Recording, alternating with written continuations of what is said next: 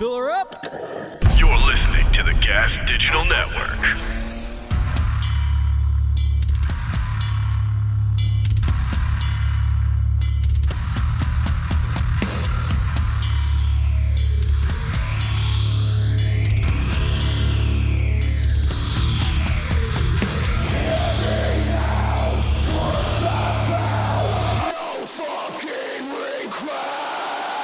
With Rob Flynn.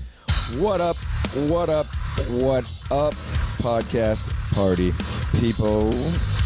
How you doing, man? It's been a crazy week, right? It's been a goddamn crazy fucking week. So if you weren't doing good, I can understand that. It's been fucking crazy. It's been some wild shit out there. We woke up to the news on Saturday that Taylor Hawkins, the Foo Fighters, had passed away. And actually, a friend of mine told me that night on Friday night. But it was like right before I was going to bed, and I was like, what? I didn't even know if it was real. I was kind of drunk. And yeah, what a bummer, right? What a crazy dude. I was so stunned when I woke up that Saturday morning, and like my phone was just blowing up as soon as I turned it on. And because I've always put it on airplane mode to go to bed when any motherfuckers texting me all night. And it was just so shocking. It's shocking, man. Like, and it shouldn't be shocking, but it was just fucking shocking. And then Monday is like the slap heard around the world, the Will Smith, nicest guy fucking in the world guy, Will Smith, and fucking slaps Chris Rock. I'll get into that in a minute, but I don't really have any stories about Taylor Hawkins. I met him very briefly, just recently. We were on tour for the final tour of the Catharsis, the final tour that Phil and Dave were in the band for. So they had quit, but then Phil and Dave had quit, but then we did a tour because they quit like a week before the tour was starting. So we went and did the tour. And somewhere on the tour, we were playing Milwaukee, and then Metallica was playing Milwaukee, and then Foo Fighters were playing Milwaukee the day after Metallica.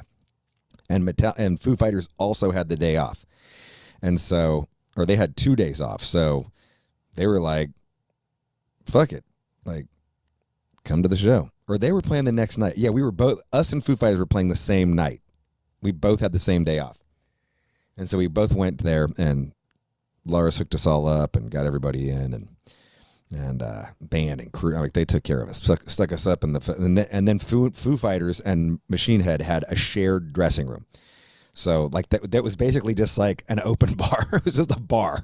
I was just like, I walked into they're like, here, you guys can just kick it in here, and it was just like stocked with fucking Metallica whiskey and fucking Metallica beer, and it was just a big ass room. And then us and Foo Fighters kicked it.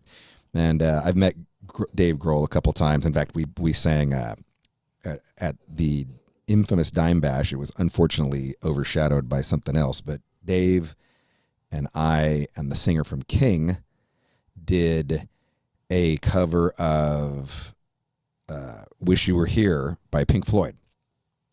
And that's a whole other story that I'll maybe get back to.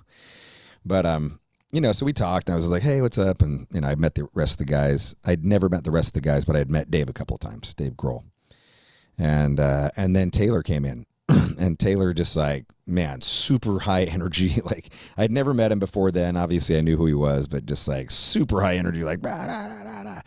And we just said, hey, it was just it was very brief. And, Lars stopped by for a minute. And so I was just mainly talking with him because I knew him best out of everybody. And because we toured for 9 months together. And then, but yeah, it was cool. It was just a quick little, hey, how's it going? I didn't get a picture or nothing. I probably should just hire a photographer to be around to take photos for those moments, because I never want to be the dude like, hey, let's get a selfie. Like, I'm always just I'm not that dude. But, every once in a while, if the time's right, but not when you're like, not right when you meet somebody, like I always feel like it's weird. Like, hey, let me, and, anyway, that was it. That's the only thing that I have. He just seemed like a really nice guy. I'd seen him do a couple of, like a master class. I'd seen him do some other stuff. And, I saw him do this thing. I want to say it was like, I want to say it had something to do with Queens of the Stone Age, but it was basically Taylor Hawkins paying tribute to Joel Walsh, the guitar player from the Eagles. And he just, oh my God, like he just melted over that dude. Like he fucking loved that dude. And he just went on. And I want to say I was watching something that had to do with Queens of the Stone Age, and maybe they did a desert session or something, and then Joe Walsh was there, and so was he. I don't know. I can't remember, but it was pretty cool. It was really like he was a genuine, like straight up genuine Eagles fan, which I love, and I love the Eagles. Like I fucking love the Eagles, and so it was just kind of, I don't know. I just thought he was cool, great drummer, but I tell you what. After he passed away, and it was so shocking, because man, like, he seemed like such a happy dude, like, very upbeat, and, he had everything. Like he's good looking and rich and funny and super talented and beloved. And, you look at that toxicology report, or at least the preliminary one that they released, and fuck, man, 10 different drugs, and, dude was in pain, man. Dude was in pain. And it was that was just so sad. Like, I just, you never know what anybody's going through, man. Like, who knows what people go through in their life, and fame is hard, like, fame is hard on my level. I can't even imagine what it's like on their level. But, it was just so sad. But I tell you what, the one thing that I had never seen this. I saw the Foo Fighters, I guess probably I think the most recent time was about 2014. I was on a press tour for Bloodstone, and me and Marcus Jacob, who was the head of press at Nuclear Blast at the time, took us to, actually, it might have even been before that. I don't know. I went and saw them somewhere in Germany. I saw them play an arena. It was fucking awesome. They killed it. And I saw them on their first tour, actually, too. I saw them. This is before they had.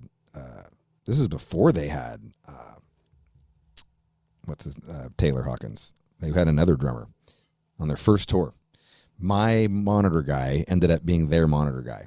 My Burn My Eyes monitor guy. The guy from the Burn My Eyes tour. So he's like, hey, come on out. And yeah, where was I going with this? Oh, I know where it was. So then I somehow, like, I stumbled on a video, and granted, it was the wrong video. It was from Chile, and it said Dave Grohl's last performance. That's what the video said on YouTube. And so I clicked on it, and I thought it was, and I downloaded it, and I put it up on my Instagram page. As it turns out, it wasn't his last performance. It was his second to last performance. But then somebody sent me the link to his actual last performance. And, I didn't know that the Foo Fighters did this. As I said, I hadn't seen them for, some time, at least live, and I didn't know all this stuff. But they, how do I do this? I can share this on the screen here. I can share this right here. Yeah. Right here. This is them doing Queen, and it's Argentina, so fucking just insane fucking crowd. Hold on. They talk. They bring out Taylor. Look at this fucking crowd. This is insane. Taylor Hawkins plays the drums in the Foo Fighters all the time. Too. The best thing about Taylor Hawkins. But look at this. And those pants make it sound better. Look at these pants he's got. I'd be managing. Those pants are fucking awesome. The fucking orange spandex, tiger spandex. Listen to this shit. God damn. That crowd's awesome. Fucking singing maniacs. So they do a cover of Queen, Somebody to Love.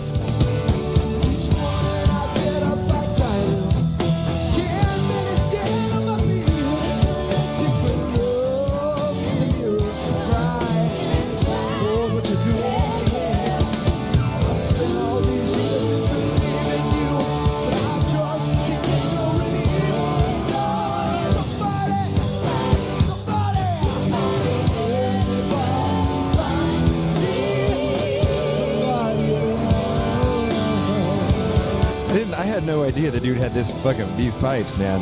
Like, I knew he sang, I knew he had a solo band, and I'd heard some of his solo stuff.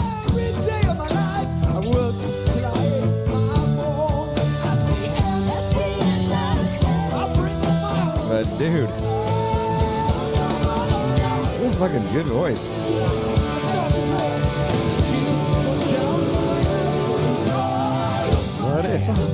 Somebody. Anybody find me somebody to love? I mean, dude. I'll include this link, okay? I'll include this link because it's fucking great. And I tell you what, the one that I shared from Chile, like the sound quality is a little bit better, and it's even better. Like, it's fucking really good. And,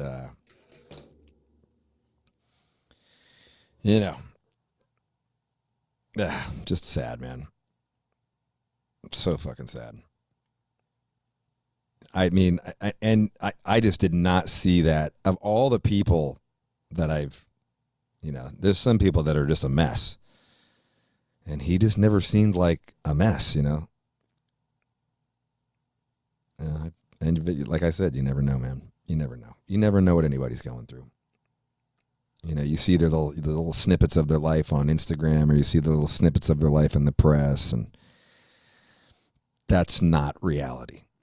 Even the reality that I give you is not reality. You know what I mean? Like, I'm pretty much an open book. But you just see glimpses of my life, So, yeah, rest in peace, Taylor Hawkins. That fucking Queen clip is just ridiculous. Queen is not an easy band to cover. Like, anytime you're doing Freddie Mercury vocals, you're literally aiming for the highest of the highs there. And, to pull that off, and fuck, good, way to go, man. Good on you. Will Smith thing happened. Chris Rock. Let me say, I love Chris Rock. Like, Chris Rock, one of the funniest motherfuckers in the history of the fucking goddamn world. That fucking Bring the Pain special from like 20 years ago is I still say jokes from that special. It was funny as fuck. He's a genius. He's a fucking genius. He's coming here to Oakland, and I want to go fucking see it too. Fuck. I'm trying to buy tickets, and fucking tickets are a lot of money. I'm not, I can get into a Metallica show. I can't get into a Chris Rock show. It's crazy. These comedians too, man. Like, it's crazy. I was looking at ticket prices. I love Tom Segura. Tom Segura is another comedian. I fucking love Tom Segura. I've watched every one of his specials over the pandemic. I just kind of discovered him over the pandemic. Fucking hell, he is funny. His dodgeball one, or whatever, the most recent special. Jesus, he is fucking funny. And, yeah, I'm trying to get tickets for him too. And they're $80 a ticket plus fees. I was like, holy shit, I'm in the wrong business. The fuck am I doing? I'm in the wrong business. I've been doing this for 30 plus years. I can't charge $80 for a fucking ticket. It's fucking nuts. Comedians, I'm in the wrong business. I need to start telling jokes at our shows. Fucking raise the ticket prices. I tell you though, you know, and I like Will Smith. You know, I've never liked, you know, I never got into his hip hop or rap or what. I always thought he was fucking corny as fuck. But, you know, he ended up being a great actor. You know, great movies, Independence Day, Muhammad Ali, you know, the fucking, that one where he's just him and the dog in the future after the apocalypse.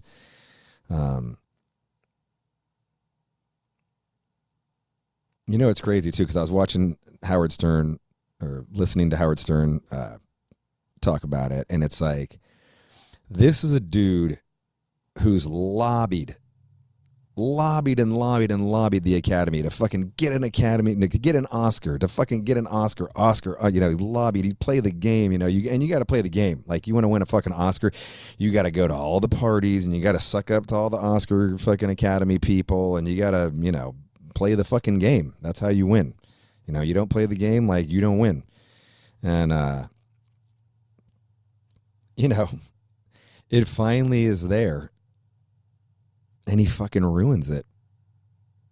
He fucking ruins it by completely overreacting to a fucking 1,000% forgettable joke. Like a fucking, you know, sure, he joked about his wife's hair, you know, and she's, you know, bald. And, you know, I guess, you know, as we now know, Chris Rock didn't know that she had alopecia, didn't know that she had a thing going on, thought she just shaved her head. And, you know, when you're a fucking famous person married to an extraordinarily famous person, and you shave your, and you show up to an award ceremony with your head shaved, guess what? Like, you know, whether you're outspoken about your medical condition or not everybody knows what you're doing or what you're going through because nobody cares, you know? So, you know, had he just laughed it off and not done anything, that joke wouldn't even have made, you wouldn't even have seen a clip of that the next day. That wouldn't have even been a clip that they fucking showed because it was just such a dumb, benign joke.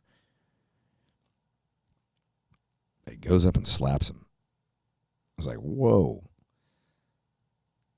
You know, and I get it. You know, keep your name out my wife, you know, keep my wife's name out your fucking mouth. I get it. But, you know, here's the thing that pisses me off about this. He goes back down and just sits down. He goes back down and just fucking sits around and waits to win his award, which I'm pretty sure he knew about.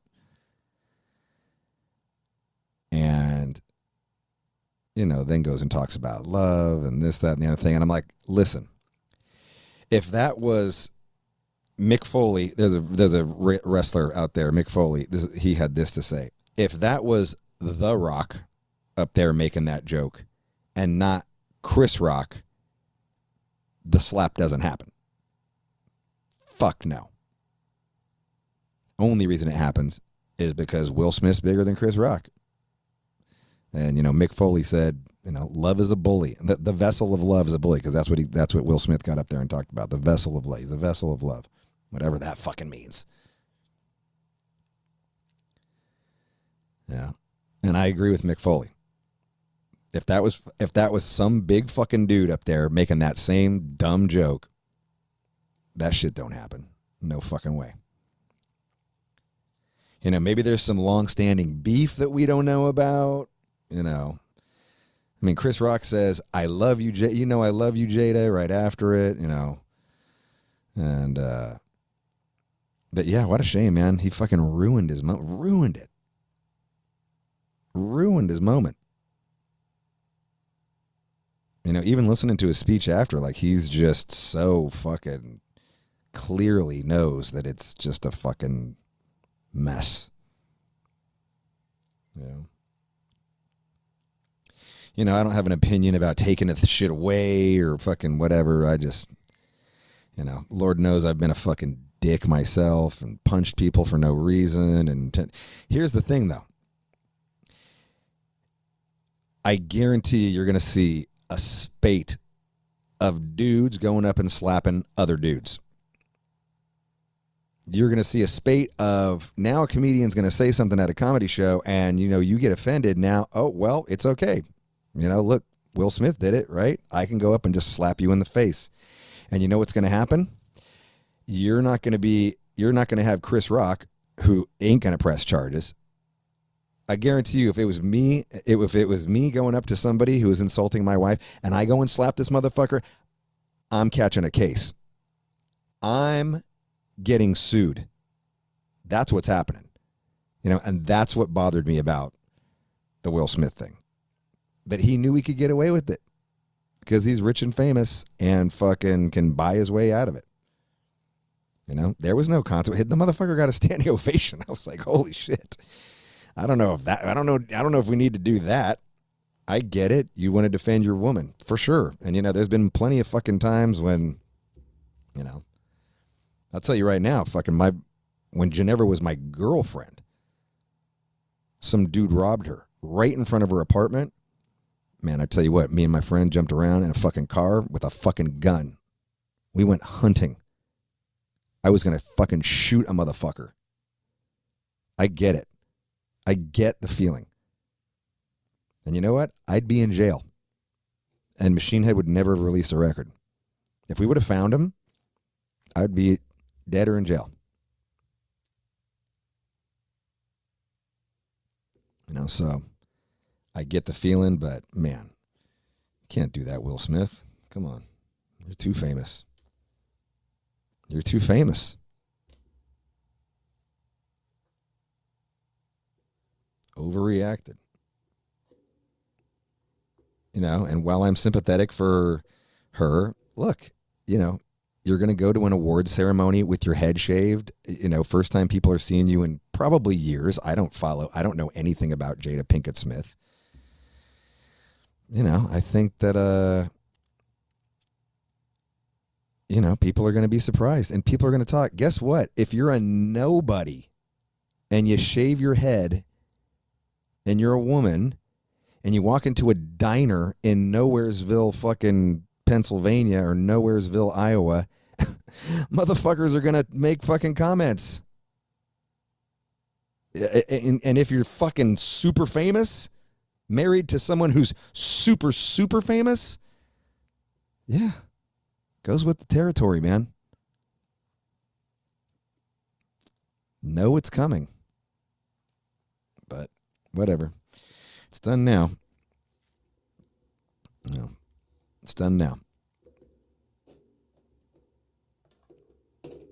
But yeah, you're going to see all kinds of dudes now smacking other dudes. I guarantee it.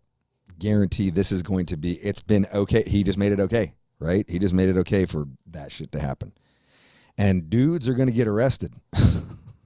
Dudes are going to get sued. And they're going to be like, what the fuck? And it's a shame. And let's not forget that there's a fucking war going on right now with fucking shitheads in Russia. Fucking Putin invading a democracy. That's the real important thing here. And that's what's disappointing about it is like with all that going on and like that's the shit you're going to do. That's the big picture. 7 hours of fucking Trump conversations missing from January 6th. That's the big picture right there. Not the Will Smith slap or the Chris Rock slap. Don't forget about that shit.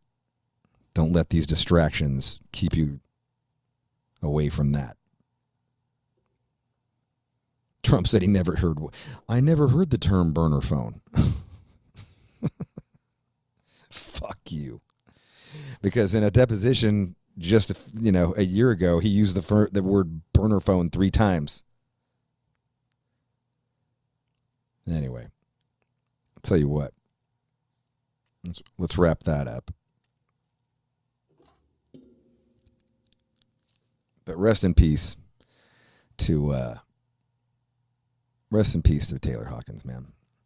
And I tell you what, you guys loved that fucking Watain. You loved that Watain interview, man.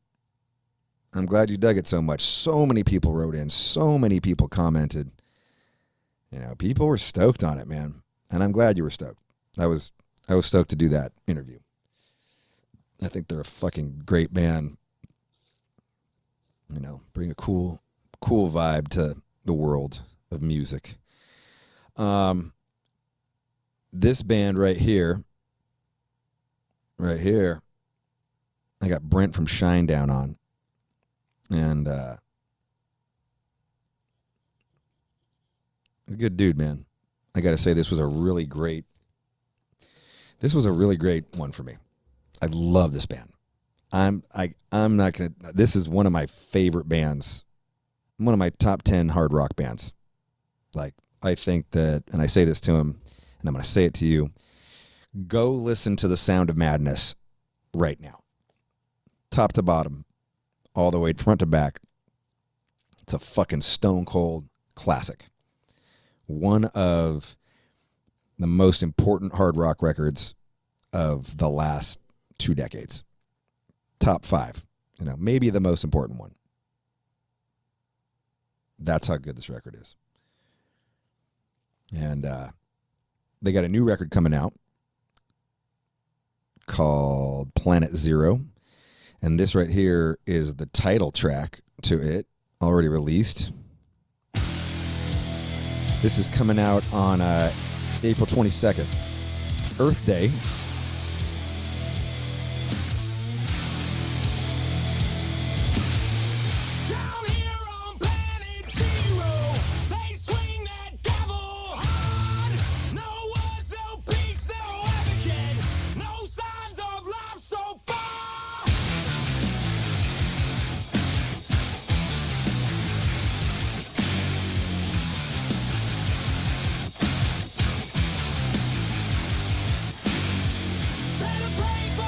Fucking banger, right? It's like a riff, right?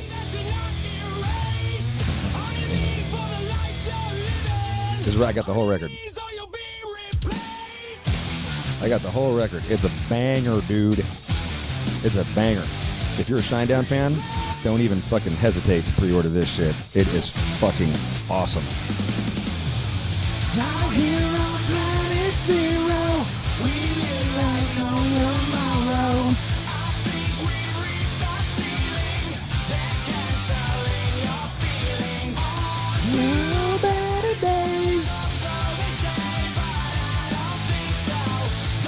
This is a song called Monsters. This is off of their last record, Attention, Attention. Attention, Attention.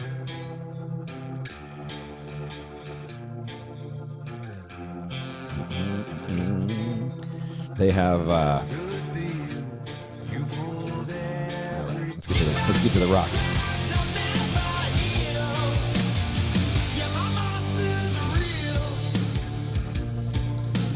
Somewhere in the stratosphere. But this right here, man, this record. I've been talking for a while. I want to get to this interview here. Half an hour in. Jesus Christ, I'm a half an hour in. Oh my God. Are you kidding me? Did I not fucking record this? Fuck. Oh, I am recording it. Good. I was like, didn't I press record, motherfucker? Come on now.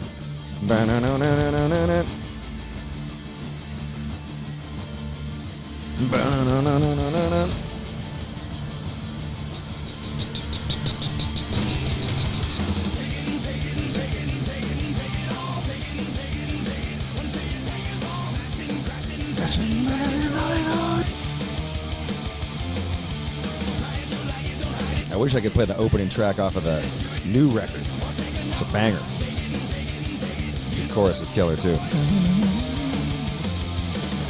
Devour, devour, it's your own fire. The harmonies. Devour, devour, devour, devour, like a falling soul. Hooks galore, baby. Hooks and on hooks on hooks on hooks.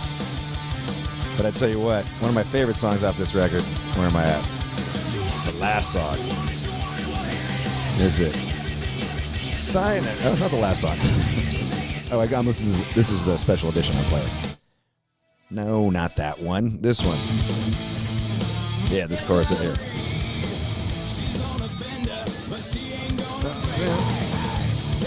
She's snorting coke off of... All right, here we go. What is it? She's snorting coke off a suicide note.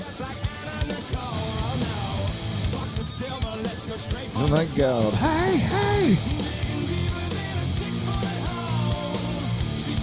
Coke through a suicide note.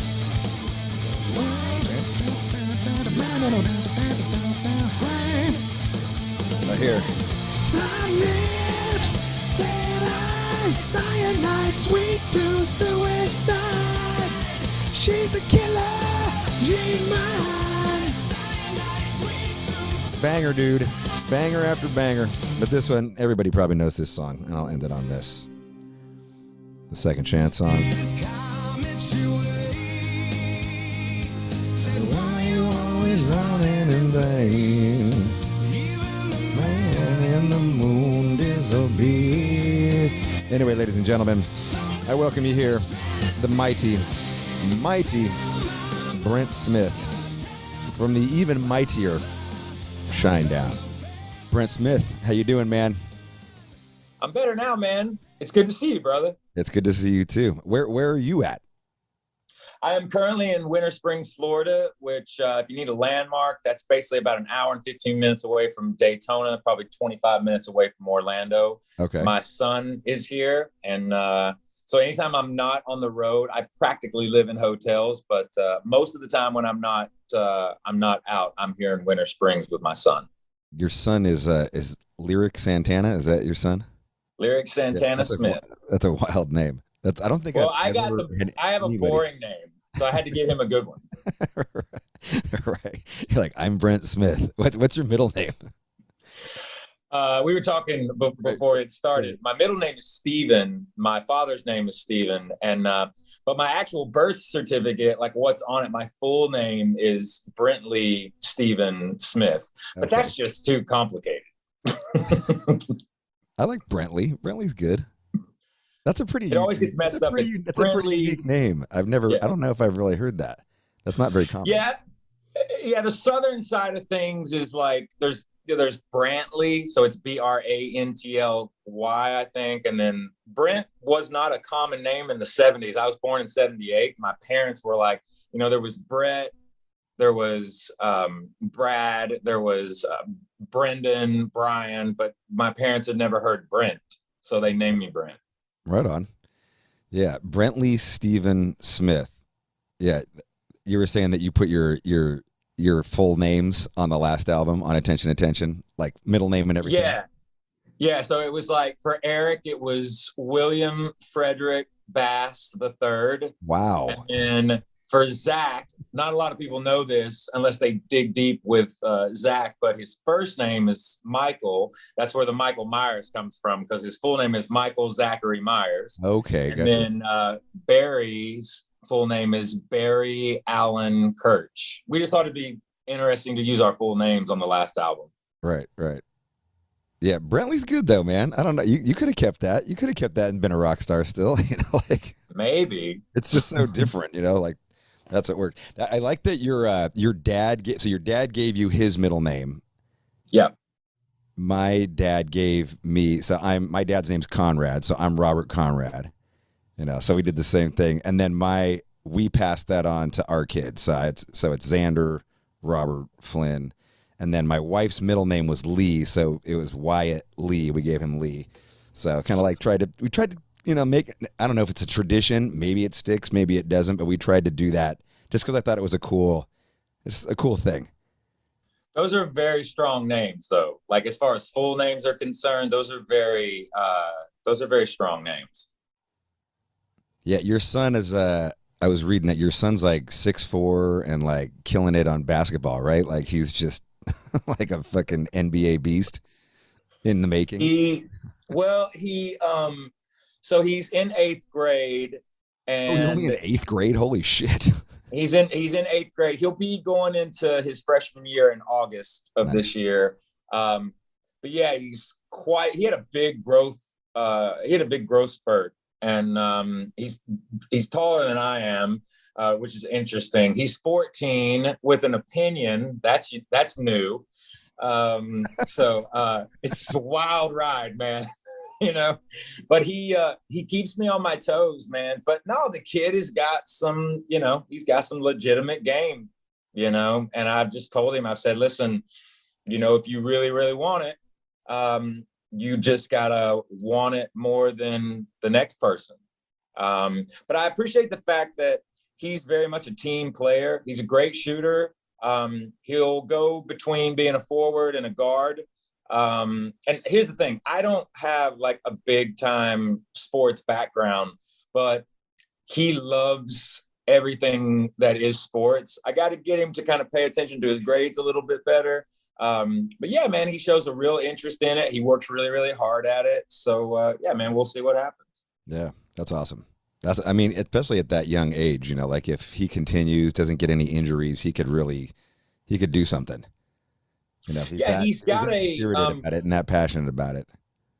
Yeah, what I've tried to instill in him, because the unique thing about it is also people will ask me, oh, he's got to want to follow in his father's footsteps, and I'm sure he's into music and all these, that must be a big part of his life. It's kind of an annoying question, isn't it? It's interesting. I would assume probably that maybe that question is something that's a bit common, but what I've tried to do from the moment he entered the earth is I've never made it about me.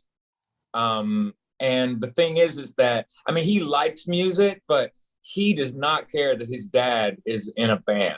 And honestly, we don't ever even talk about the band ever.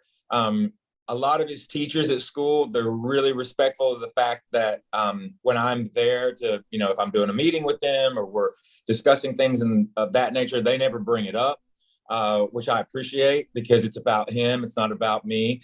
And he likes music, but it's just been here recently that he's asked me more about like when I started, why I wanted to be in a band, how I got into music, because he does see, the fact that I'm on the road a lot. And I'm very grateful for FaceTime and the technology we have in this day and age, because back in the day, we didn't have it. So because I'm on the road a lot, that FaceTime is something that helps out a lot. But with his game and his skills and things of that nature, I've always just told him, I've said, listen, you got to lead by example. Don't be a trash talker, be a team player, go out there. Because at the end of the day, you got to win games. If you're good at practice, you're good at drills, that's all fine and good and everything. But can you win basketball games? That's really what they're looking for. Right. No, that's some solid advice for sure. I relate to you in the sense that, like everybody always goes, oh, do your sons play music? Like, like if I was a baker, like no one would be like, oh, are your sons baking, croissants? Like, no, they're not. But, I'm just like, they can do what they want. Like my youngest is really into cello. He's got crazy into cello, like really just playing it all the time. And that's awesome. And does soccer. So he's like kind of sports and kind of music and doesn't listen to music, like doesn't really care about listening to music. My oldest son is just all rap, like just rap, all the mumble rap stuff. And, if he wanted to, he could sing. He's got perfect pitch, like literally, like he could be so much better as a singer than me, like if he wanted to go down that route, and he just doesn't care, How old are your kids? 17 and 14. Okay. No, Wow. Just turned 15. Yeah. Just turned 15. So you got full-blown teenagers. Yeah. Oh my God. It's just teenage. Yeah. My oldest just started driving. So it's like weird, like I don't have. How is that? Like, I'm curious about the driving. Like I've taken my son out and let him drive like in parking lots, like wide open spaces, and stuff like that. But like, how is it now is he driving without you in the car, like by himself? Yeah, for the longest time we were in the car, and we just for the I tell you what, it was the weirdest thing. Like when I was his age, I lived in fucking Fremont, which is like 50 miles away from the city, and it's like just a fucking giant suburb in the middle of fucking nowhere. It's just that classic, just empty suburb. And all I wanted to do was get the fuck out of Fremont. Like, I couldn't wait to get my driver's license. Like, fucking the day I could get it, I got it. Like, All I wanted to do was drive, and he just it's just like it's like a different time now. Like they just like he would just rather just sit on his phone. Like I would have to like almost force him. Like, okay, we're gonna go drive. You need to practice driving. You're gonna be getting your license. Like. And he did, and he got it, and now that he has his freedom, he's just like, oh my God, like I totally get why, like you wanted me to do this, and I'm like, yes, now you can. Now I don't have to drive you to fucking school every day, you Right. You can drive your brother, but he's going to see friends and going to see girls. But we didn't have an internet. Like we had to go everywhere. We were like, as soon as we could get it, man, it was like, get me out of here. Yeah. Like as soon as we had that freedom, man, it was like bang, gone. Totally. Yeah. And it's such a, I do think it's the internet, like he'd just rather look at TikTok for, if he could look at TikTok for 8 hours a day, I think he'd look at TikTok for 8 hours a day, which is. I will say this about my boy. The other day, he did something that like me and his mother were kind of taken back by, but I appreciated it. He deleted his TikTok a few days ago and consciously did it because he even said, he goes, this is rotting my brain. Wow. He's like, my brain is getting rotted. Wow. He noticed it. So I was like, well, at least you noticed it. I mean, he didn't cancel his account or anything like that. He just deleted the app off the phone. Yeah. Temptation. He took the temptation away. Yeah. He's just like, man, I feel like, he even said it to me. He goes, Dad, I think I'm stupid. And I'm just like, well, at least you admitted it, So he hasn't had it for a few days, which is good. That's really observant, like a crazy observation for a 14-year-old, especially. Like that's wild.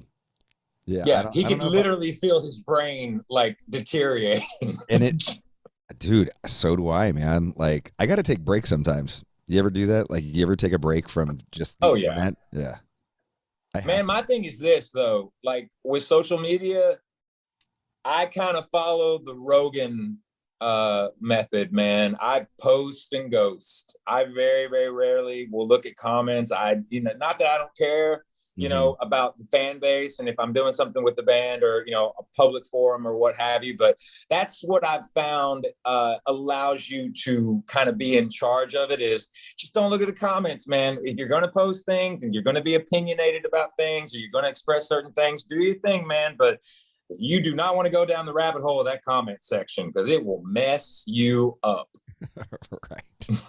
Post and goes. I never heard that. That's pretty good. Yeah. You just post and you don't look at the comments. Yeah.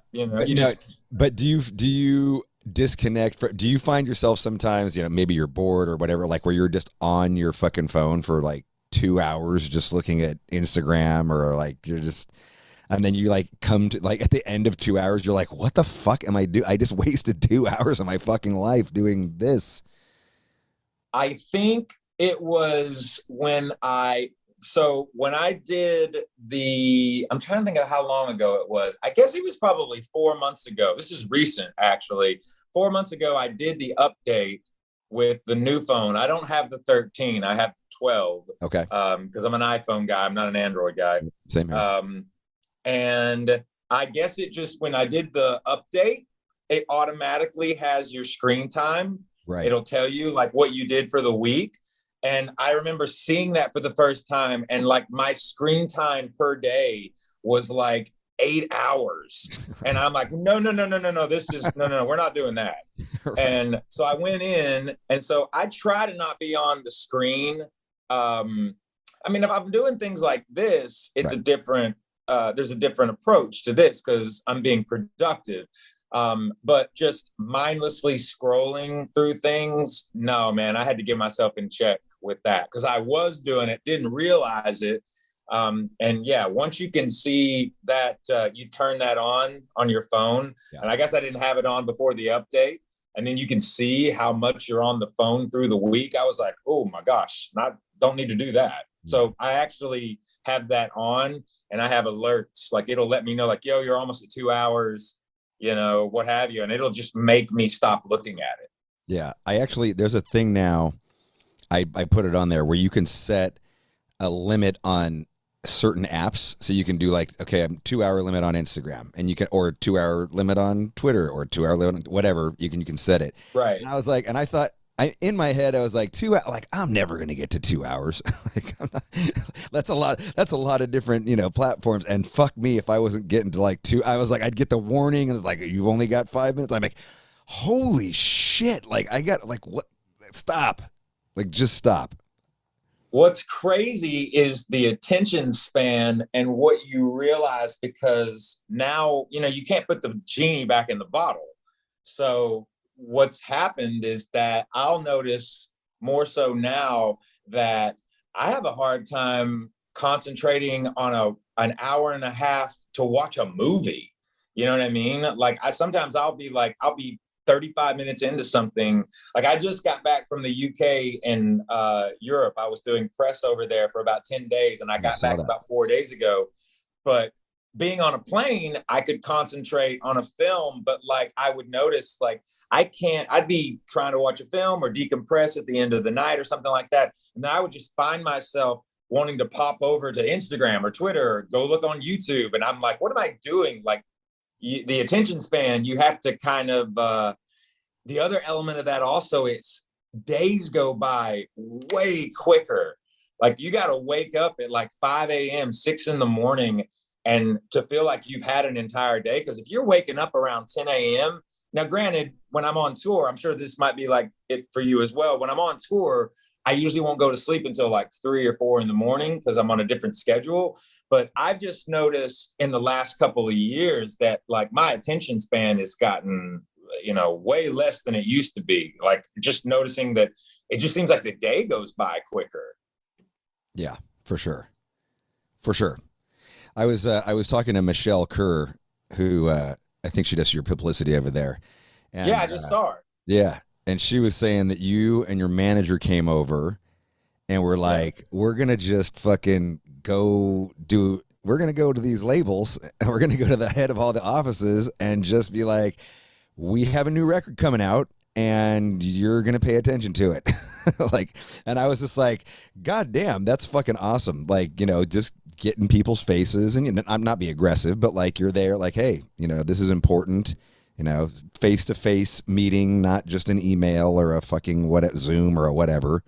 Yeah. I thought that was rad. I was really stoked that you guys did that. That's awesome.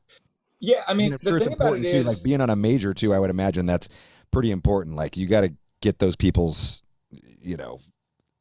attention.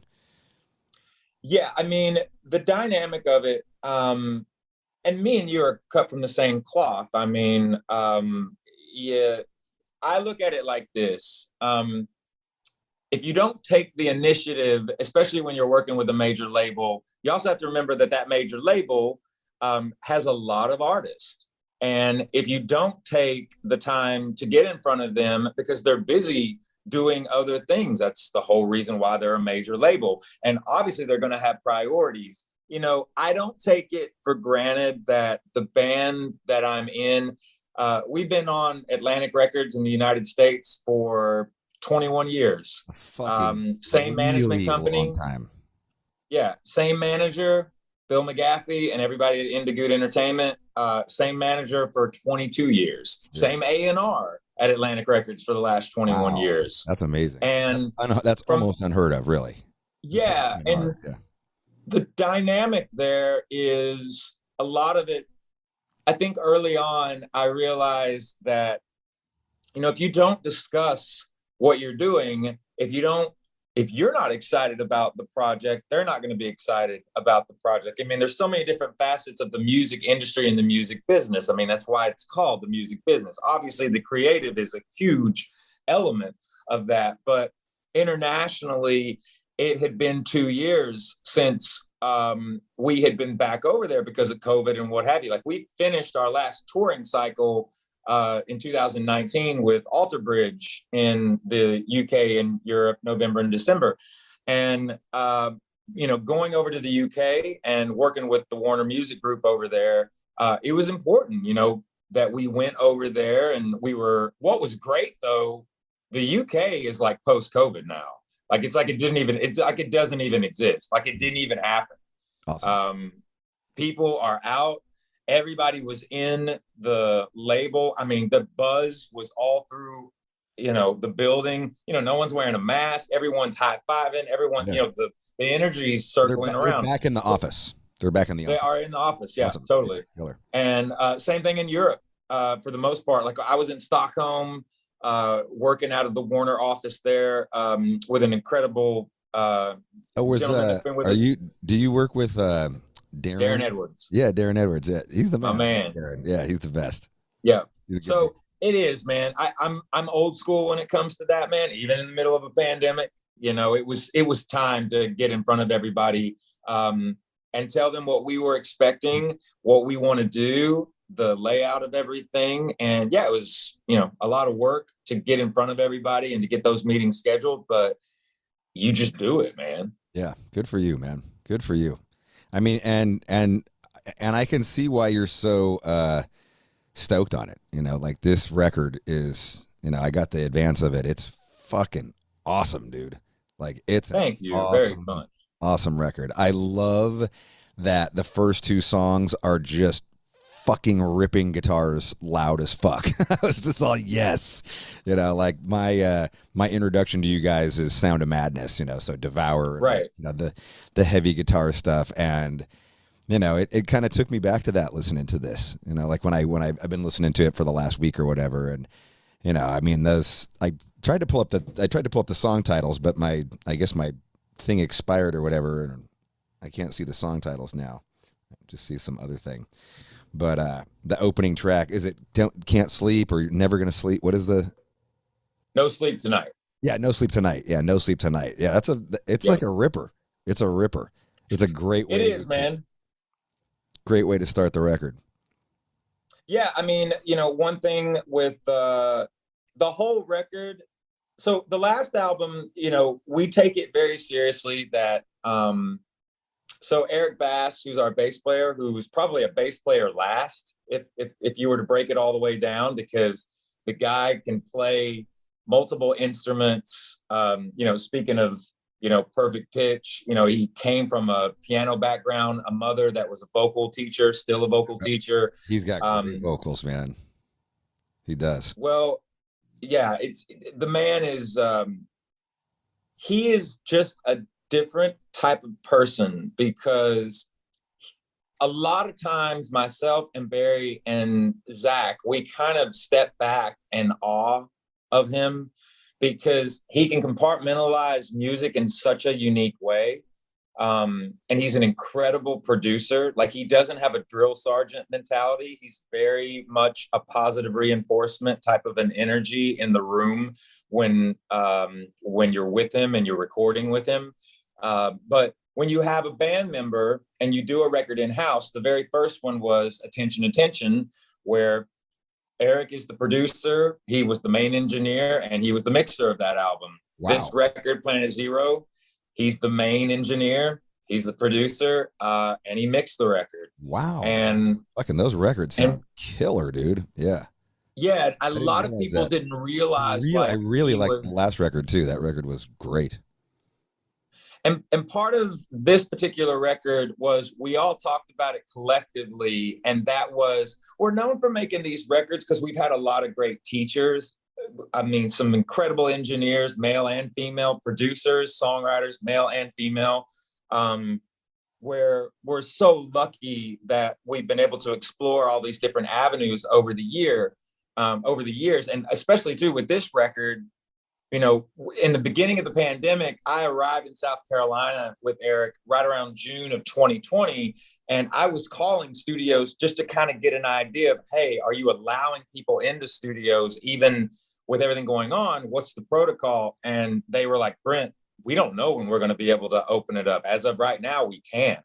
So we had to make a decision. And so what we did was we took 18 weeks and we built a studio from the ground up on his property. And so we built the studio, but once we got in there and we started writing the songs and we started listening to the way everything sounded, we all made a conscious decision. Let's not layer this record like we've done in the past. Let's not stack everything. Let's not use an abundance of effects and quote unquote tricks and studio magic. So what we decided to do was, let's go in here, and we wanted it to sound like we were in the room with you. So a lot of the record is dry. Like a lot of the vocals are just, I'm compressed, but I'm like right here. And, he kind of focused on the stereo a bit more like big mono down the middle. And he did that with the guitars. He did that with the drums. Like none of the drums on the record, there's no sound replacing on anything. The drums you hear are the drums in the room. Wow. On a couple of songs, he did the drums outside just to have a different feel and what have you. A lot of the guitar work is not stacked and stacked and stacked. It was more about finding the right guitar, finding the right amp, turning it wide open and capturing, the amp and the guitar more than just like, hey, let's just layer this until it sounds big. Yeah. So we just tried to focus more on it sounding like a band in the room with you. Yeah, I think you feel that too. Like there's even one song near the end of the record. I can't remember the name of it, but it was like kind of has like almost like a 70s glam vibe, but it was like the guitars were like, kind of sloppy, and I was just like, fuck yeah, listen to that. It's I think you might be talking about the second Army last of the song. Underappreciated. Yes, that one. Yeah. That's very like retro, super retro. Totally. And I was just like, this is fucking cool. I like this one. I liked it a lot. That's a good jam. Yeah. Yeah. The Army of the Underappreciated. That's what it was. Yeah. Yeah. And the other thing, am I correct in hearing that? Like, am I hearing like a 70s glam kind of a vibe, or am I just? No, I mean, or I should say, yeah, totally, absolutely. The thing is that I think some of that. I mean, there's definitely songs that are very much modern. Like there's a song on there that has a bit more of an alternative feel. Like you got a song like "Sure Is Fun," which is more of like a big bombastic alternative song. That's got a couple of effects here and there, but a lot of the guitar driven songs, which is predominantly a lot of the record. One thing that Eric did on this record with everybody was it was really important for everybody to play through. So once we got the song figured out and we would lay down at least a roadmap for the demo. And then once we kind of practiced it enough, then it turned into, okay, we're going to hit the red light. But Eric was like, I want everybody to stay calm, but we're going to do it a little differently. And as we do it, you'll see what I'm talking about. And what it was we would get the feel of the song as a 4-piece, and he would record everything. And then when he would go back, if he wanted to do more guitars with Zach, it wasn't about necessarily going, okay, let's work on the chorus. Let's tighten everything up. Okay, we got this, we got that. Everything's locked in. All right, now we'll just fly it over, and just grit it. He didn't do that. Barry was obviously from the drums was on a click, but what he did was he wanted you to play it through. So as you were playing, if you kind of messed up or slipped off or something like that halfway through the song, he was like, no big deal, but you got to start over. You got to play it all the way through. Oh, geez. So he was like, I want the feel of the whole song. Right. And I want it to feel like a band is playing together, which we were, even down to the vocals. Now I overdubbed things when I needed to, but for a lot of it, man, he would have me sing through it all, just so that you could get the vibe of the song and it didn't turn robotic. So that was really important. So it was okay that some of it was sloppy. It was okay that it was kind of, grimy and kind of, it had an attitude. It was human. A computer didn't make it. I think too, sometimes when you record like that, you get these, at least in my experience, like sometimes like if I don't know what I'm doing, like I'm still haven't quite figured out the vocal melody, or I haven't figured out my cadence, or I'm just kind of looking at like, a few sentences and getting like, sometimes you just get this magic that like this just, totally. I don't even know what I'm doing, and fucking I just tried something and holy shit, like what was that? That was killer. Right. You get those little magical moments, and if you can, like what you're doing, you're recording it as all at once. Yeah. Like how cool. And then the other thing with it, there's no instruction manual when you're writing a song. You're pulling something out of thin air. Yeah. And when you get inside of the studio, and I think that this comes with practice and just doing it a lot. when you're on the road, everybody knows. I mean, there's a muscle memory that comes into place there. And so the longer you're on the road, the tighter you get. Same thing in the studio. You got to be in there for a minute because it's two totally different animals. Yeah. And I think more so than not, what happens is, and what we're so lucky, kind of going back to why it's not the norm per se. I know that you know a lot about this because your band, you've produced a lot of the material and a lot of the records that you do. And for us, these last two records, there's a comfort in having the band member as the producer and the engineer. And we're lucky enough to also, he's the mixer. And me and Eric spend a lot of time together when we're making these records. And it's just a balance that you, over time, you learn what works and what doesn't. But the cool thing is that there's not an instruction manual. There's no handbook. You're going off of what makes the hair on your arm stand up. Right. Totally. You know, I really like hearing that. And I didn't really know that information prior to this conversation. But I remember when I heard Attention, I was like, there's my Shinedown again, you know. And I don't want to say anything bad about anything prior to that. It's okay. But just, you know, like the songs didn't grab me in quite the same way. And I still listen to it and I still loved your band, but like I did it. And then, but when I heard that last record, I was like, oh, whoa, there we go. Okay. Like that's just the band that you grabbed me on Sound of Madness, and that's what I grabbed onto. And so, and, you know, to hear that that's all internal and it's all just about, you know, you guys kind of going inward and maybe finding your, it's easy to get fucking lost in the music business sometimes, man. You've got, you know, you have success and you got a million motherfuckers telling you, you should do this and you should do that. And it's like, you know. Well, one element to it was when I go back to the Sound of Madness album, Rob Cavallo was a huge part of being the producer of that record, coming in, and his biggest thing was he had said to me that you're still searching for your sound. I want to help you find who you are because I think I know who you are, but it's going to take some work to hash this out. And I was willing to do that with him, and the album speaks for itself. Then you move into Amaryllis, which Rob Cavallo was a part of that as well. But that was also when Eric started to kind of come in and kind of raise his hand more with the songwriting aspects of everything on that record. And then when you move, and so did Zach on Amaryllis too. You know, I think that it's common knowledge in some circles on Sound of Madness also. You know, the band is myself and Barry and Eric and Zach, but there's a fifth member of the band in the studio with Shinedown, and his name is Dave Bassett. And he's been a big part of the songwriting part of who we are since the Sound of Madness record. And I mean, he's just a major part of what we do.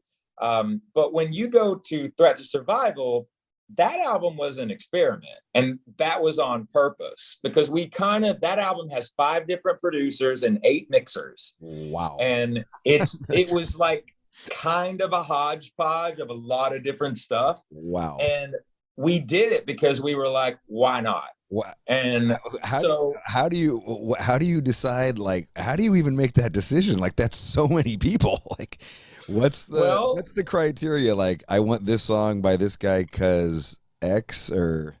Well, the thing that happened was, first of all, so the very first time that Eric did a production on a song with Shinedown, like where it was his production, was the song Diamond Eyes. Me and Zach and Eric wrote that song, but that's Eric's production.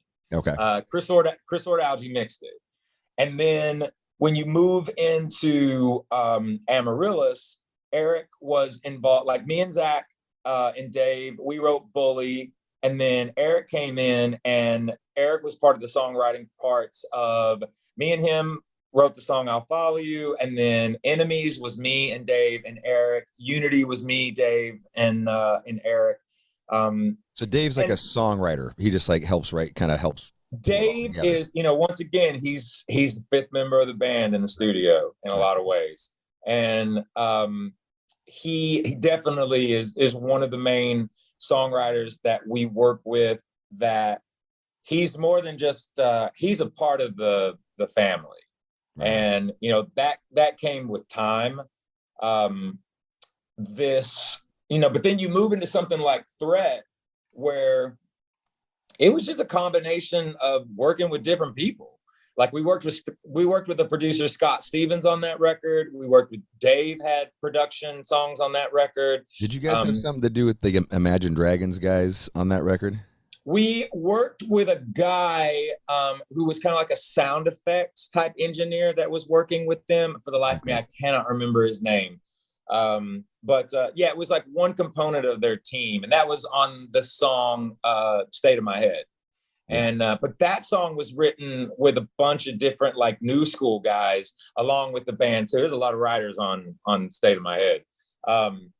But did it feel good on Attention to just go, okay, too many cooks in the kitchen, like let's just go? Yeah, but we wanted the cooks in the kitchen on Threat. Like we were doing that to kind of, like I said, it was just, we were like, why not? Let's do something different just to say that we did. And if it works, cool. If it doesn't, no big deal. And that record was pretty successful. But I hear what you're saying, because the element of why Attention was so important was, first of all, it was time for Eric to do a full record. Like he felt confident that he was in a place where it was his time to do it. And he had a great way of explaining this, because we also brought in Mike Fasano, who has teched every drum session for Barry since the Sound of Madness album. And we also brought Doug McKean in, who was one of the A engineers for ROBB during Sound of Madness and Amaryllis.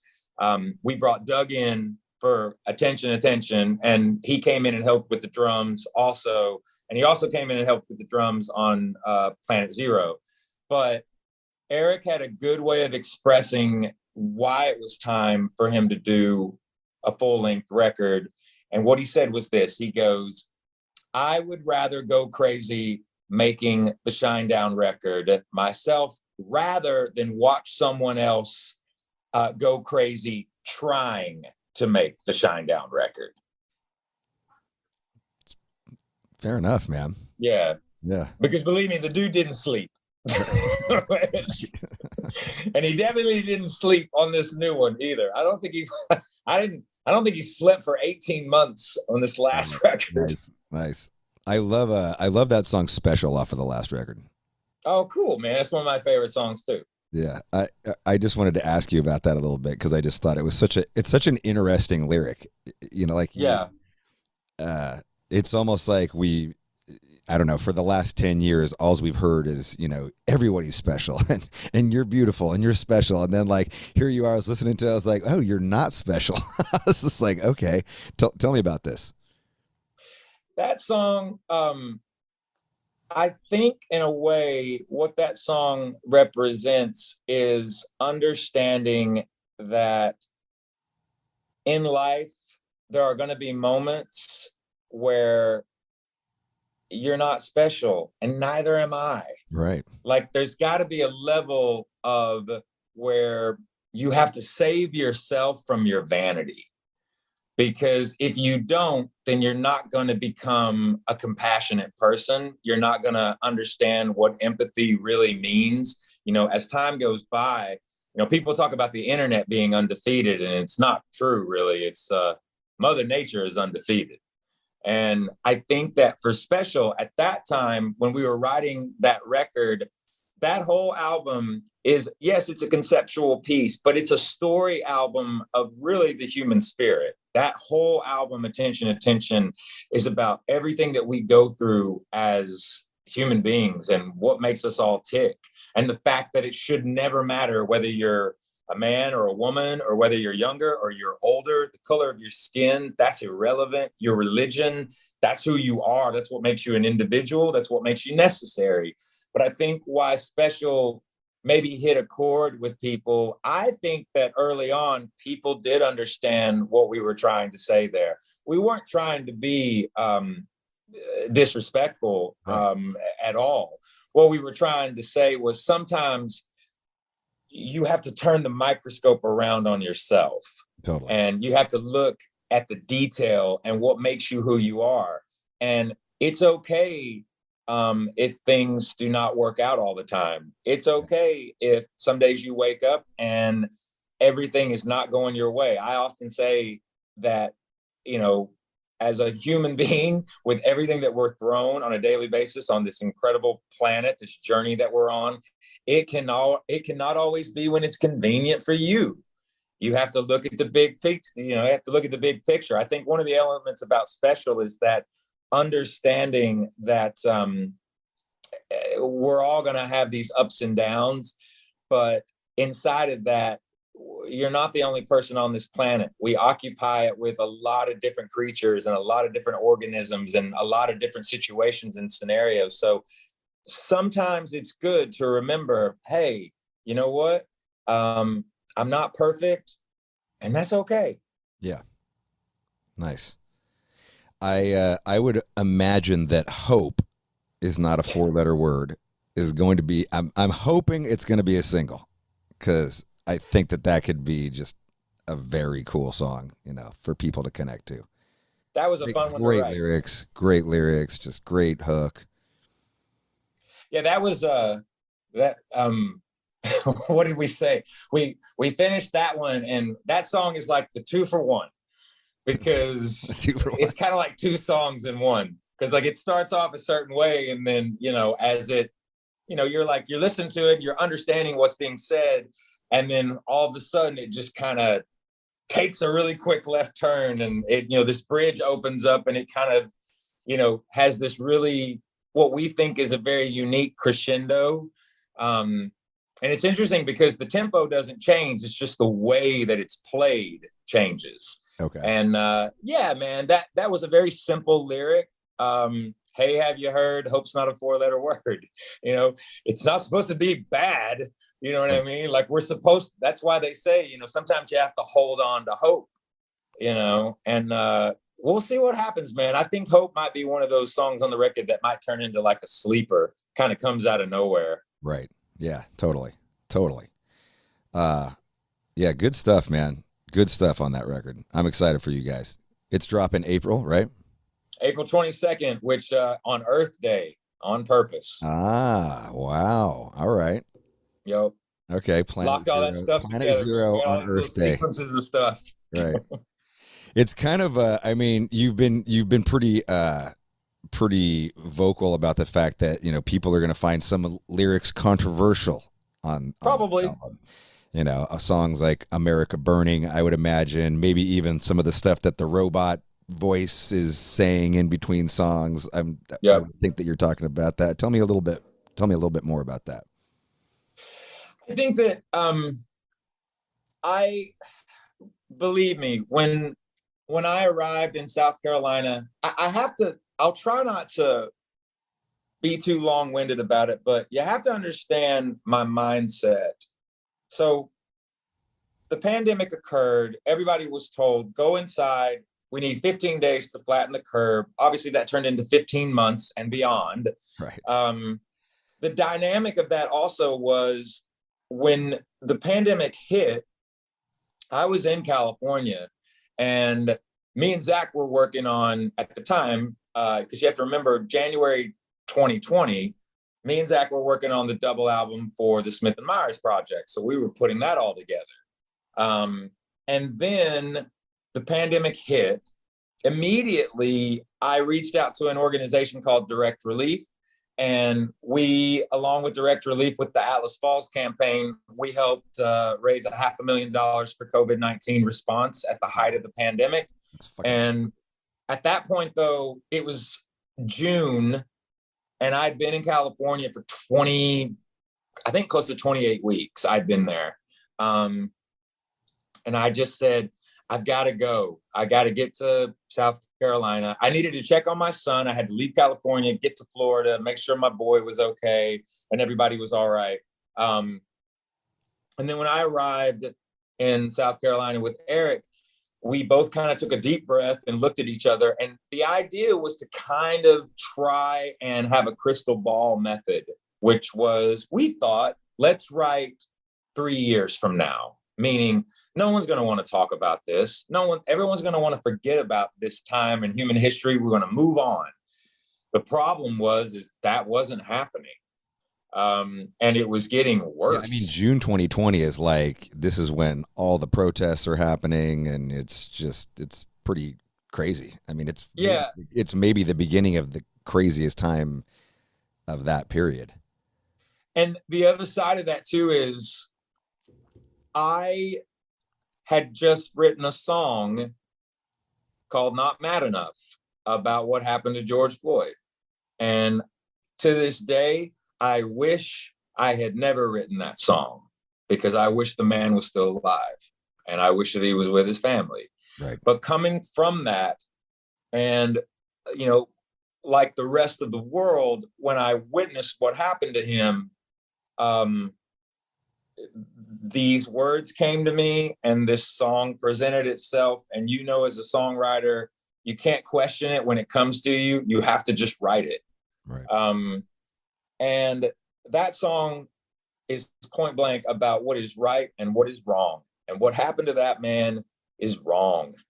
And you saw what happened also, where it wasn't just America that was standing up, you know, about this. The entire world was making a statement with that, saying, this is wrong. And when I got to South Carolina, my thought process was, we've got to find the other side of this, though. There's got to be another way forward. There's got to be a way that as human beings, we can connect and we can unite as people. And as it was happening and as time was going by, I remember Eric looked at me probably a week into writing, and me and him kind of trying to write outside of it. And it just wasn't happening. We had to write about what we were seeing. We had to write about what we were going through and what the world was going through. And I remember him saying to me, it feels like we're on planet zero. Oh, shit. And what he meant by that, I think in a lot of ways, is that no one can even have a human moment anymore. Everything is on display. Everything is an analysis. Everything is being analyzed. Everything is strategic. Everything has become clinical. The humanity is getting lost. And the other thing was, you didn't know who was telling you the truth. Like you couldn't understand exactly what was going on, because everything became a fact check. And everybody was trying to get to the newest buzzwords or the newest buzz feed of some sort. And the humanity was getting lost. And the reality of it was, not just in America, from representatives, I'm talking about representatives and governments all over the world. They need to remember something. You are a representative. You're not a god. And you're supposed to have the best interest of the people. Like, there are way more citizens on this planet than there are armies. There are way more citizens on this planet that outnumber, to be respectful here, people that are in a representative state or have that authority. Don't get me wrong. I'm not an anarchist.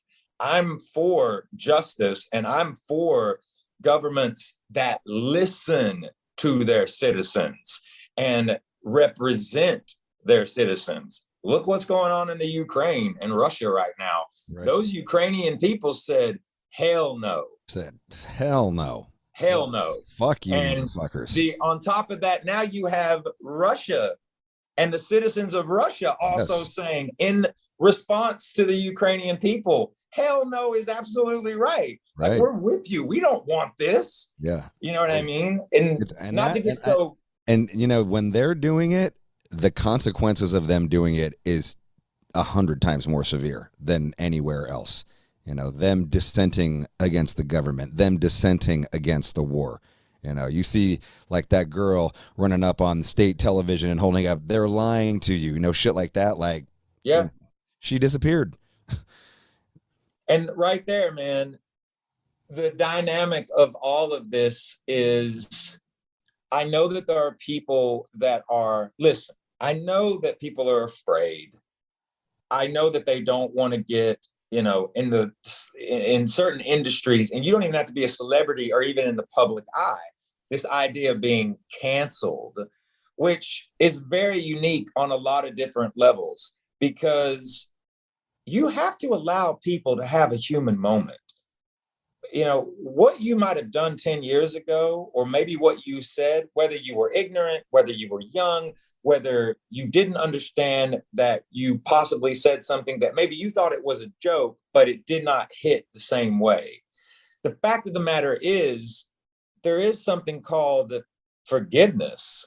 There is something called, when I take a step back and I look at how aggressive that has been, especially in the last 2 years, it's unique because nobody can have, it just seems like, no, you're not allowed to have a human moment.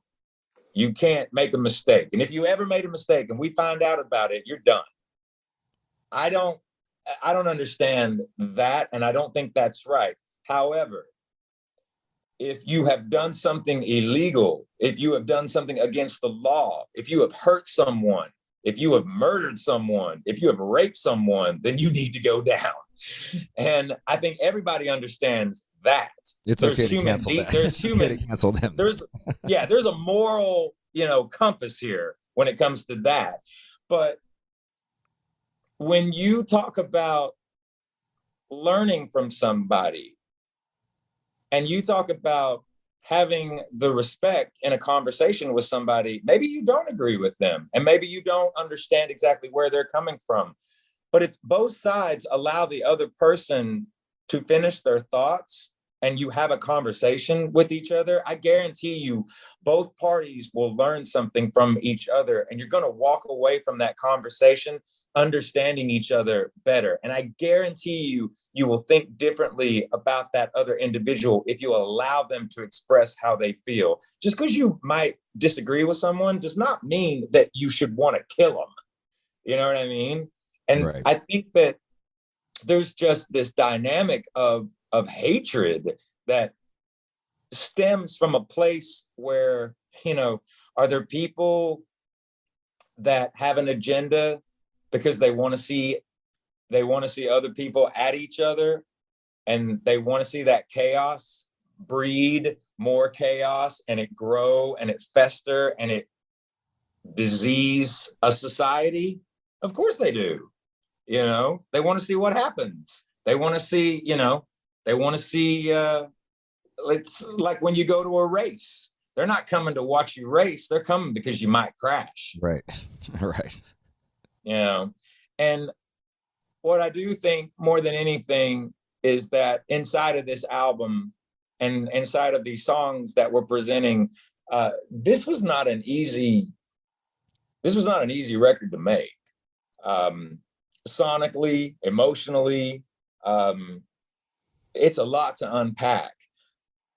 But I have to believe that in this band, our audience, whether they've been there from the beginning or whether they're just kind of finding out who we are, I think if somebody was to ask an individual, describe Shinedown in one word, I think they would say honest. Because that's honestly the only way we know how to be. And we couldn't sugarcoat anything, and we couldn't act as if we were going to write songs that were going to be presented as if everything in the last 2.5 years has been A-okay. Right. Because it's not been that way. The only thing that was majorly different with this record versus the other albums is, I think, experience was what we wrote about in those records. This was the first record where we were writing about everything in real time, because we were all going through it in real time together, everybody on this planet. It's pretty bold too. I think that, I think a lot of rock bands have really shied away from anything like this. I'm trying to think of, a major label rock band that's putting out music that dove into the, Foo Fighters or name whoever you want to do. Like, no one's touched this subject, certainly not in hard rock. And, I commend you for, putting it out there and and you know, maybe you will receive some backlash, and I'm sure you will, just like everybody kind of gets a little bit of backlash, but you know, I think you're going to find that you're going to affirm a lot of people's, you know, convictions that you share with them. And that's, you know, good for you, man. Good for you. I'm excited to see what this does for you guys. I really am, because I think it's such a strong record. It's such a catchy, it's a fucking classic Shinedown record. Like, it's a straight up classic Shinedown record. And it's not like it's not like that you haven't really delved into this before. You know, you had the one song that was kind of addressing George W. Bush on Sound of Madness and stuff like that. So was it Sound of Madness or Devour? One of those songs. It was Devour. Devour, yeah.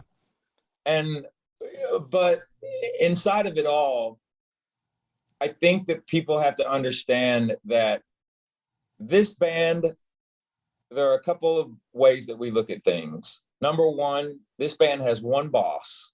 It just happens to be everybody in the audience. Our audience has given us a platform to be ourselves because we want them to be themselves. They've allowed us to evolve, and they've always supported us when we do something that's not the norm, or maybe if you have to look at it in a more broad stroke, it's not following suit with what you would think we would do. We don't really want to be put into a box because we don't believe in it. I think that you're constantly, day in and day out, if you're a musician, if you're someone that creates, you need to constantly be inspired. You need to constantly look at the big picture. Don't make it about the painter. Make it about the painting. And in this album, there is a lot of frustration. There's a lot of anger. There's a lot of questioning, but there's also a lot of triumph. There's also a lot of strength. There's also a lot of understanding, and there's quite a few deep breaths on this record too. And, you know, for a band like us, you know, lyrically, I'm considered the main lyricist in the band, and I've been talking about mental health for the better part of 2 decades. Before it was public knowledge, or before it was being talked about in any kind of press circle. My biggest thing is that I've always told people it's okay to be different. It's okay to not be understood. That's part of being alive, and that's part of the journey. I think more than anything, when it started to get brought up more, and part of what the song Get Up on the last album was about, because that album was written about, you know, the album, but that song Get Up was the whole reason why. Get Up was the song on the last album that showed us what attention needed to be. And I wrote that song about Eric. And Eric has always been very, very upfront about what he has gone through over the years in regards to clinical depression, and the fact that some people think that depression is where someone gets up. It's not the same idea as someone having the case of the Mondays. There are people out there, and for the longest time, they never spoke up. They never said anything because they felt like they were going to be embarrassed, or they were going to be made fun of, or they were going to be ashamed, or they thought that people were going to look at them and go, "You're just trying to get attention." And that's not the case. For some people, there's a chemical imbalance, and that's okay. But, you know, the worst thing that you can do if you know someone and they mean something to you, whether they're a friend or a total stranger or they're a family member, but if you see something that's off, the worst thing you can do is be quiet and not say something to them. Because if you do say something to them and they're allowed to talk to you about what's going on, you could potentially save that person's life. And I mean, I know this for a fact because I've seen it. And if anything, we want people to understand that you can get better. This world is a tough place to navigate right now. And it's okay to feel unadjusted. It's okay to have questions. It's okay to be scared. But, you know, the part of human beings that I have the most faith in is the humanity. I think that down deep, we are all inherently good, and we are all inherently selfless, and we want to take care of our fellow man, women, and children. And I don't want people to be afraid of when they're sad, or when things aren't going the right way, that, you know, nothing's ever going to get better, or it's not going to get easier, or that you're always going to feel that way and you're never going to be happy. That's not the case. And I don't want people to be afraid of their failures either in life. That's part of the journey. Your legacy is not going to be built by your failures. Your legacy is going to be built by the fact that you refuse to give up. You just got to believe in yourself. Let's want to lighten the subject matter a little bit. Bring it on. You grew up in Knoxville, Tennessee, right? Born and raised. Born and raised in Knoxville. I've been listening to Morgan Wallen a lot lately. Yeah. I can't stop listening to fucking Morgan Wallen. Sand in my boots and whiskey glasses and Jesus Christ. I am fucking like, I can't get those goddamn songs out of my head. And all I hear is about Knoxville this and Knoxville, little town outside of Knoxville. Yeah. Yeah. How's growing up in, you don't by any chance know Morgan Wallen, do you? You guys don't really go in the same circles, right? I don't know him, actually. I think Zach knows him pretty well, but I'm not. Shout out to Zach, too. Zach's a good dude, man. I like him a lot. Zach knows everybody. Yeah. But, yeah, he told me to tell you what's up, by the way. Right on. I don't know Morgan personally. Like I said, I think Zach's talked to him before. You ever listen to Morgan Wallen? You ever listen to Morgan Wallen? Do you ever listen to Morgan Wallen? Man, I gotta be honest with you. The Sand in My Boots, that's one of the most infectious songs that I have heard probably in the last 5 years. I mean, Obviously the guy is, all over the place. Once again, he's had to deal with a lot of stuff these last couple of years as well. Right. But I mean, as a songwriter and how young he is also, and how he kind of came on the scene, once again, this is a guy that what you're seeing is what you get. It's very authentic. He's coming from, you can hear it in the way that he presents himself. And also, man, the respect that people have for him in the industry. There were people that, jumped ship on him early on. A lot of those people are trying to jump back on that ship. Oh yeah. Oh, they're trying to hook onto that anchor at this point. And, one of the things that he has done is, I think that he has tried to remain as respectful as he possibly can with what was presented to him in his life. But it's interesting to see the dynamic of the industry and how things are taken in the beginning and the way they are now. What I wish for Morgan Wallen is, like I said, I don't know him personally, but everything that I've seen, he seems extremely genuine. And I wish him luck, man. I mean, he's doing really, really well right now. I know all of his tour dates are pretty much sold out. I think he gets like when people hear he's a country artist, and it's like they kind of just automatic, like he's so much of a rapper. Like there's so many rap tracks on that record. I mean, yeah, it's like straight up trap beats and hip hop beats, and it's just got him and his twang, his Knoxville twang over there. Yeah. And I love it. That's what I'm a big hip hop head. And so like, to me, that was what was surprising, because when I hear country, like I don't, I'm thinking whatever. And then, I go down this rabbit hole and I'm listening to like one part of it's probably like legit pop country. And then the other part of it's just like rap country, Yeah. And it works so good because he's a fucking great rapper. Like he's got that like Post Malone kind of flow and, easy voice, lots of, nothing's a lot of whiskey drinking. Like, something good happens in your life, drink whiskey. Something bad happens in your life, drink whiskey. Like, there you go, man. There is a unique thing, though. Is it weird to listen to someone sing all the time about every song about whiskey when you're sober? Like, you're just like, all right, bro, enough of the whiskey. Hey, man, you got to write about what you know. Right. But there's an interesting thing. There is this very unique twang to everybody that was legitimately born and raised in Knoxville.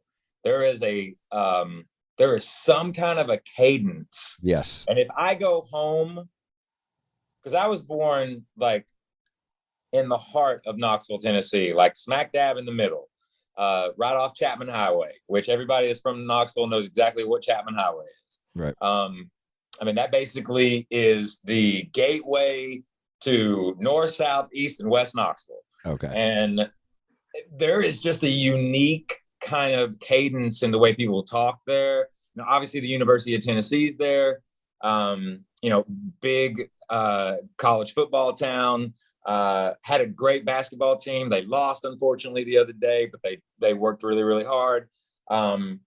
There's a unique thing that I can be home for 2 hours, and I don't normally have a country like my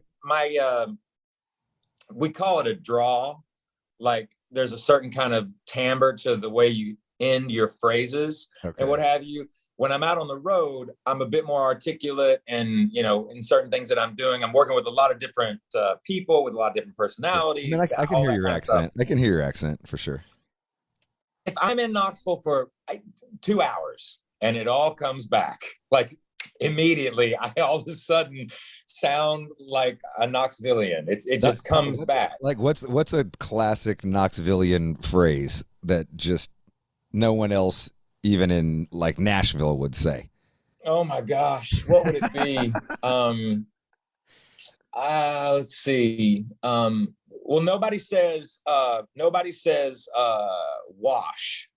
Like when you wash clothes and you wash your car. Everybody in Knoxville says wash. Hey, you gotta wash that real quick. I gotta wash it real fast. So that's a very Knoxvillian thing to do. Bless her heart. That's another one. Okay. Like, you know, if somebody's talking about she gave you a good blow. She gave you a good blowjob. Bless her heart.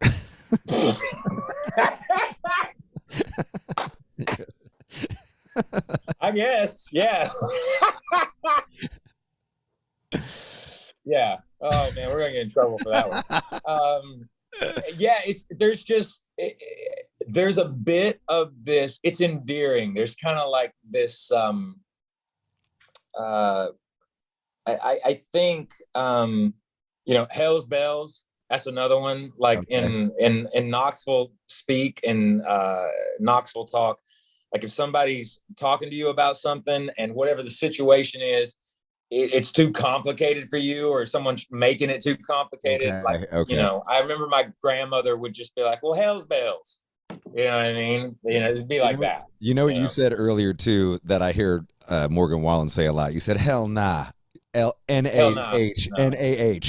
Hell nah. Yeah, hell nah. Hell nah. Yeah. No, that's true. I don't want to drink no more. Hell nah. I just want to sit till the pain wears off. That's it, man. That's it. Yeah, that's good stuff. Growing up, is your family musical? Is your mom or your dad, do they play instruments? Do you jam around with family members?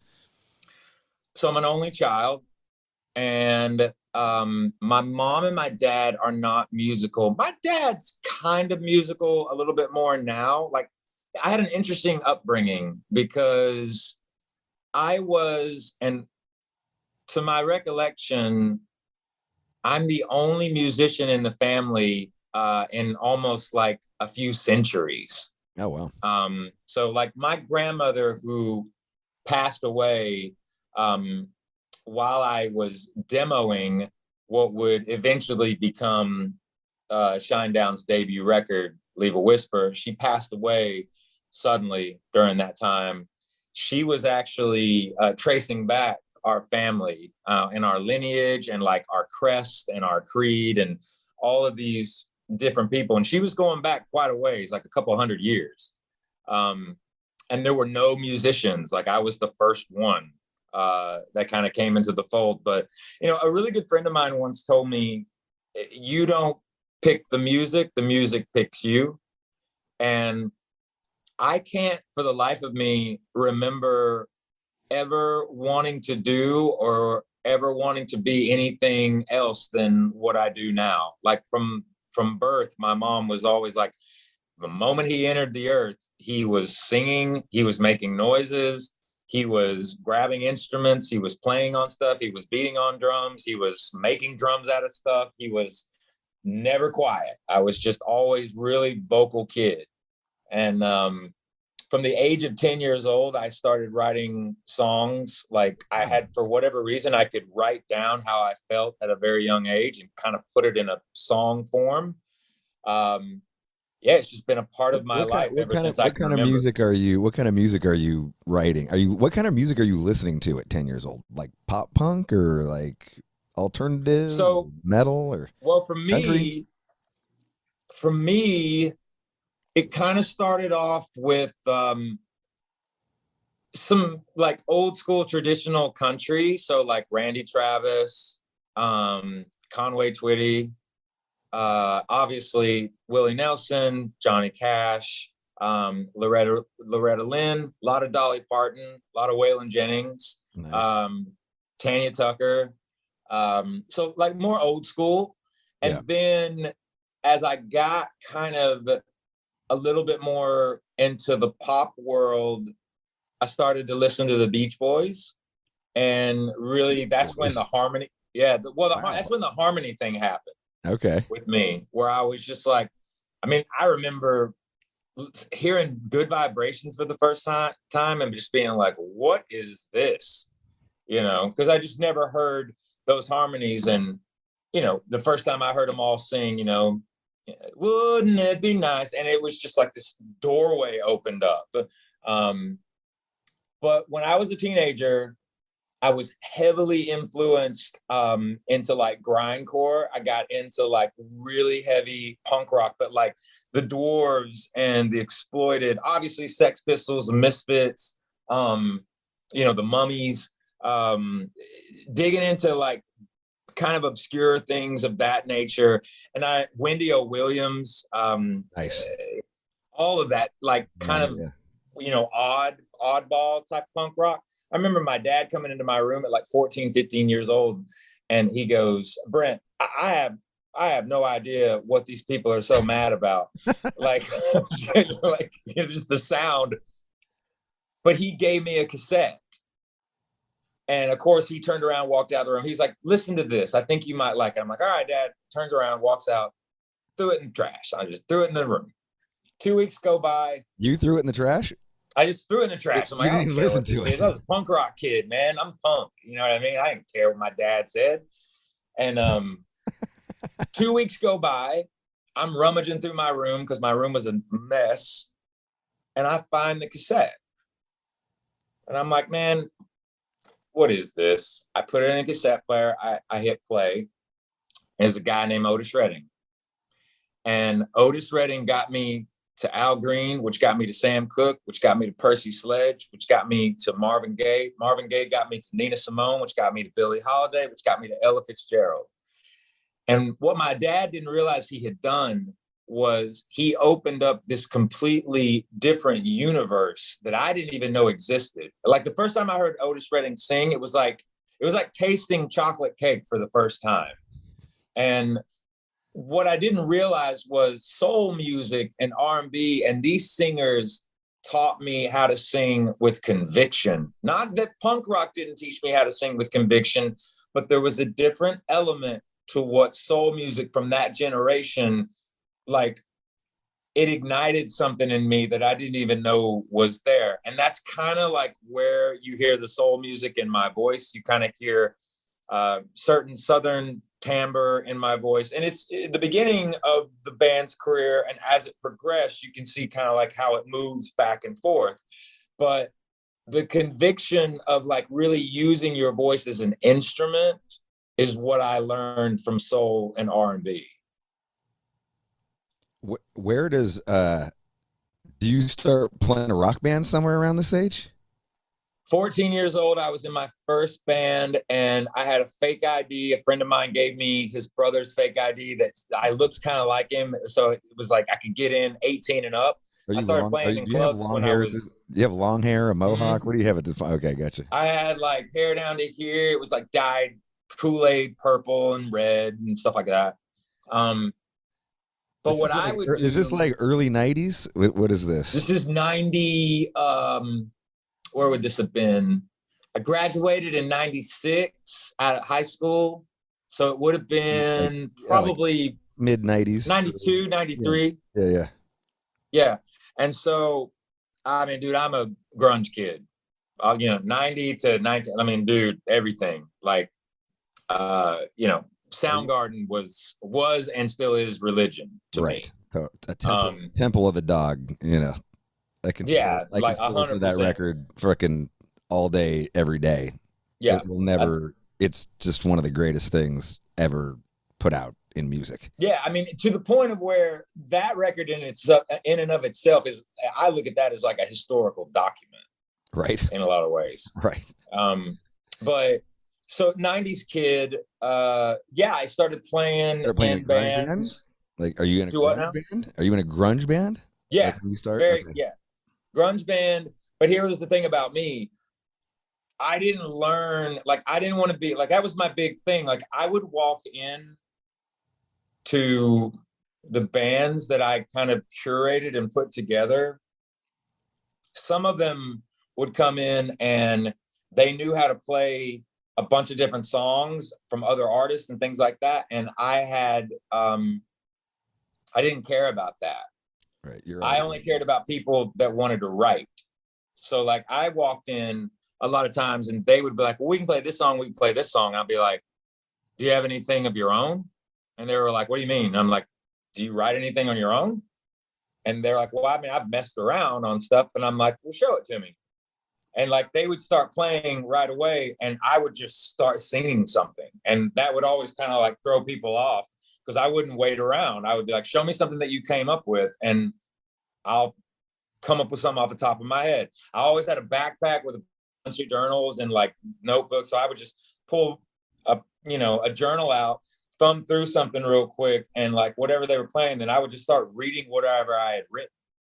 And so I never wanted to learn anybody else's songs. I just wanted to write, my own. So at an early age. So you never went up and covered Teen Spirit or just fell on Black Days or, Nope.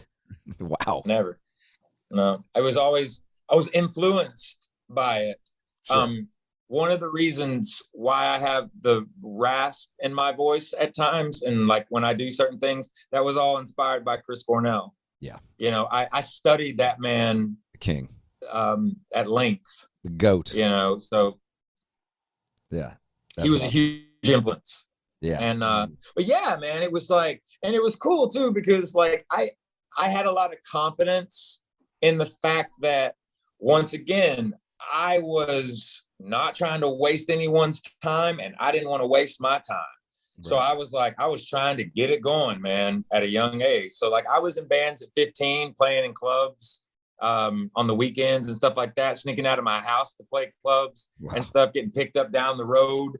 You sneak out of the house and come back at 3:00 in the morning and crazy shit, Parents never knew I went out. They know now. But yeah, man, I was just always trying to get it started, man. I just wanted to do it so bad. I just didn't want to waste any time. What song do you lose your virginity to?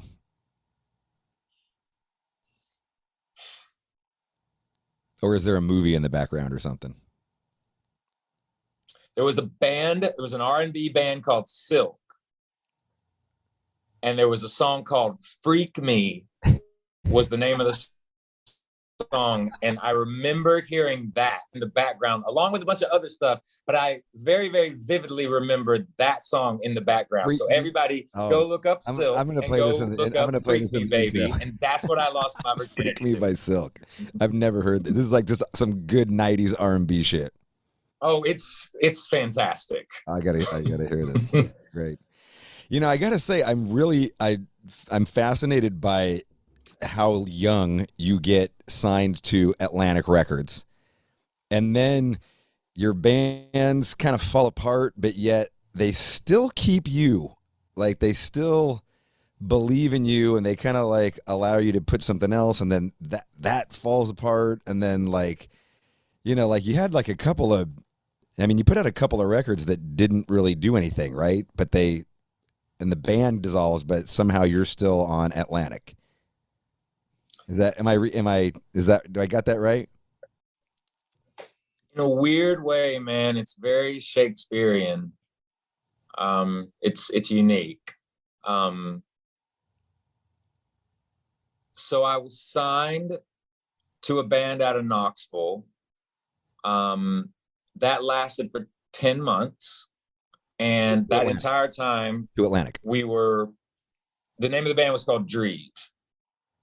And I gotta say, it's one of the lesser good names I've ever heard for a band. You scored with Shinedown, but your first one was kind of a miss. The unique thing about that is the bass player in the band, my boy Andy, who I'm still really, really good friends with to this day. It was his middle name, and we just couldn't find a name, and we were just like, let's just do that. Right. And I was just trying to imagine the crowd chanting Dreve, and I was like, Dreve. Hey man, you know what? Everything, you know, the cosmos weaves you in and out of different directions. Right. You know, the universe is real. Yeah. But so the band was signed to, like a demo deal. Right. 10 months of just demoing and demoing and demoing and demoing. And then the A&R, Steve Robertson at Atlantic Records, everybody in the industry calls him Steve-O, who's still our A&R to this day. He's also A&R for Paramore, a bunch of other great artists. But he gives me a call and he says, have you ever been on a plane? And I said, no. He's like, I'm going to send you to Los Angeles. I'm like, I can't wait to tell everybody in the band. He's like, I'm just you. Oh, geez. And I'm like, what do you mean?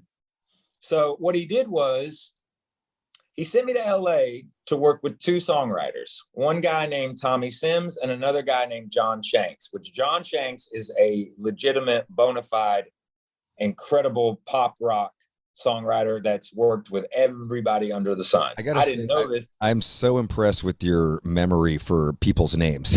Like, you literally rattled off so many people's names, and I'm like, damn, this motherfucker is good with the names. So I show up in LA, my first time ever, and I worked 3 days with Tommy in this gigantic, very what you would think big, giant, empty LA home, like in Bel Air, that had no furniture in it, nothing, just had a studio upstairs. And I just slept on a air mattress downstairs in this giant 10,000 square foot house. And how old are you? How old are you at this point? I would have been 20, barely 21. Okay. Just barely 21. And so working with him, and then I worked with John Shanks at Henson Studios. It was my first time. Vinny Caliuto played drums on the two songs that we demoed, which was wild. So you're demoing guitars and, so you're putting John was doing together. the whole Gotcha. thing. Okay. Yeah. But what I was doing was I was sitting with these guys and writing songs from scratch. And so recorded them. They were sent to Steve. He listened to them. And then he sent the band that I was in to Nashville to work with a gentleman by the name of Desmond Child. Yeah. Wow. And this is Dreve. That's where kind of the rubber met the road. And Desmond reported back to the label a couple of things. And but I think what was said from Desmond, John, and Tommy. So wait, let me so I'm clear. You're still in LA. The band goes in with Desmond Child. No. I came back from LA. Okay, I was gotcha. back in Knoxville after the session. That it was just me with John Shanks and Tommy. Yeah. Wrote those songs, recorded those songs, went back to Knoxville. Then Steve called. He was like, I want the whole band to go to Nashville. Okay. I want you to all write a song with Desmond Child. So went in to write a song with Desmond Child. Did that, got back to Knoxville. And then what I remember next was getting a phone call. from our manager at the time, which was just a local individual there in Knoxville, who had said that Atlantic had dropped the band. Oh, geez. And so at that point in time, though, I was trying to make a decision of whether or not I was going to, this was right during the holidays too. This was like December the 10th, I think, is when they made the call. And I was going to do one of two things. I was either going to, in 2 weeks after that, I was either going to go to New York City and start whatever I was going to start in New York City and just hustle it, or I was going to go back to LA and hustle it. I got a phone call from Steve 2.5 weeks later from the call where we had gotten dropped. I just got the call from the manager, of our band at the time. And, obviously everybody was bummed, really upset. I was trying to figure out, what I was going to do. Do you cry on a day like that? Like, is it that? I didn't cry. No, I didn't cry. I just was, if anything, man, it actually, because I could kind of feel, 10 months of doing this, I could kind of feel what was going on. You know what I mean? But I got a call back from Steve. And he said, "How you doing?" And I said, "I'm good, man. How are you?" He goes, "I'm great. I want to sign you again." And I said, "You just dropped me." He goes, "I know. I want to sign you." And I said, "Sign me to what?" And he said, "I want to sign you to a development deal." And I go, "I don't have any idea what that is." And I should tell you this. I had wanted to be on Atlantic Records since I was 10 years old. And that's a whole nother story. But so here I am. I've been signed by Atlantic. I've been dropped by Atlantic. And now I have an A&R calling me back going, "I want to sign you again to a development deal," which was technically made famous by the founder of Atlantic Records, Ahmet Ertegun. Because back in the day, Ahmet Ertegun, he would go into these cities and in deep into the woods and everywhere else to find all of these incredible artists like Ray Charles, Aretha Franklin. I can go on and on and on. Yeah. And then build a band around that artist. Yeah. So what Steve said was, the people that you wrote with, they told me he's a songwriter. He's just surrounded by not the level of musician that he needs to be surrounded by. If you're willing to take a chance on him, I think there's something there. And that's what those songwriters said to him, because he wanted to know their opinion, because these are big songwriters. Right. And he wanted to know their opinion. So they all three kind of said, they were like, put him in front of more songwriters and see what happens. And that took me on a 3-year journey with Steve. And when I say 3-year journey, Steve was with me every step of the way. I'm talking about trains, planes, automobiles, sleeping on the floor. Like, he was with me. Like, he put me in front of so many people, man. And we flew all over the country, drove everywhere together. I mean, he was with me the entire way. Wow. And 3 years after that, we had created Shinedown, because I never wanted to be a solo artist. I wanted to be in a band. But that's how it happened, man. Yeah. That's a wild story, dude. That's such a wild story. Yeah. It's intense when I think back of it. You don't really hear, that's like something that you would have heard back in the 70s. You know what I mean? Mm-hmm. Like, major labels do not invest that much time and effort and money, into building somebody up and, writing songs. And like, that's a lot of career investment. I will tell you this. I have to give a tremendous... it used to happen. It doesn't happen now. But I'm going to tell you something, like, straight up. Steve Robertson put his career on the line with me, because at the time he had some signings already and some bands that had gotten dropped already. And it was kind of one of those things where this was his, it wasn't said out loud, but it's like, you're going to bet this on a kid from Knoxville, Tennessee, because you think he's a songwriter and you possibly believe he's a performer. And his answer to that was, yeah. And he was right there with me. And I got to give a massive amount of respect to Craig Cowman at Atlantic Records, who's been with us from day one, who's the chairman of Atlantic Records. And I got to give a lot of credit to Julie Greenwald at Atlantic Records, because those two individuals, and when Leor Cohen came into Warner Music Group and really helped transform it back during the Sound of Madness cycle, you know, these people at this record label, I know how people talk about record labels. I don't have that experience, because the reality is that these men and women have always allowed me to be an artist. They really have, man. They allowed me to hone the craft. They never put a clock on me. They were actually extremely encouraging of me. And, you know, at the end of the day, you know, it's about the music, and it's my responsibility to give them the goods. You know what I mean? Like, they're only as good as what I present to them. Right. And then it's their time, you know, then it becomes their mission to turn the machine on. And believe me, every time they turn the machine on, but I have to step it up, and the band has to step it up each and every time. But when I think about it now and I look back at all of it, I will say this: the greatest moment for me, and one of the most important moments in my life, in the music industry and in this band's career, was the day that the band was solidified as myself, Barry Kirch, Eric Bass, and Zach Myers.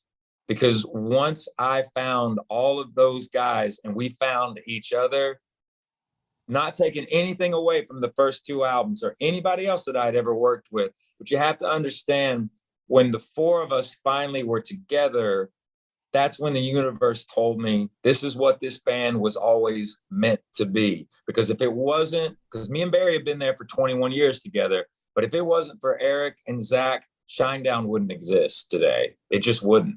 So I put a lot on those guys, man, because in all reality, they did save the integrity of the band. The band wouldn't be here without those guys. I could probably talk to you for another 2 hours about the Sound of Madness, but I'll spare you because I'm sure you don't have. It's all good, man.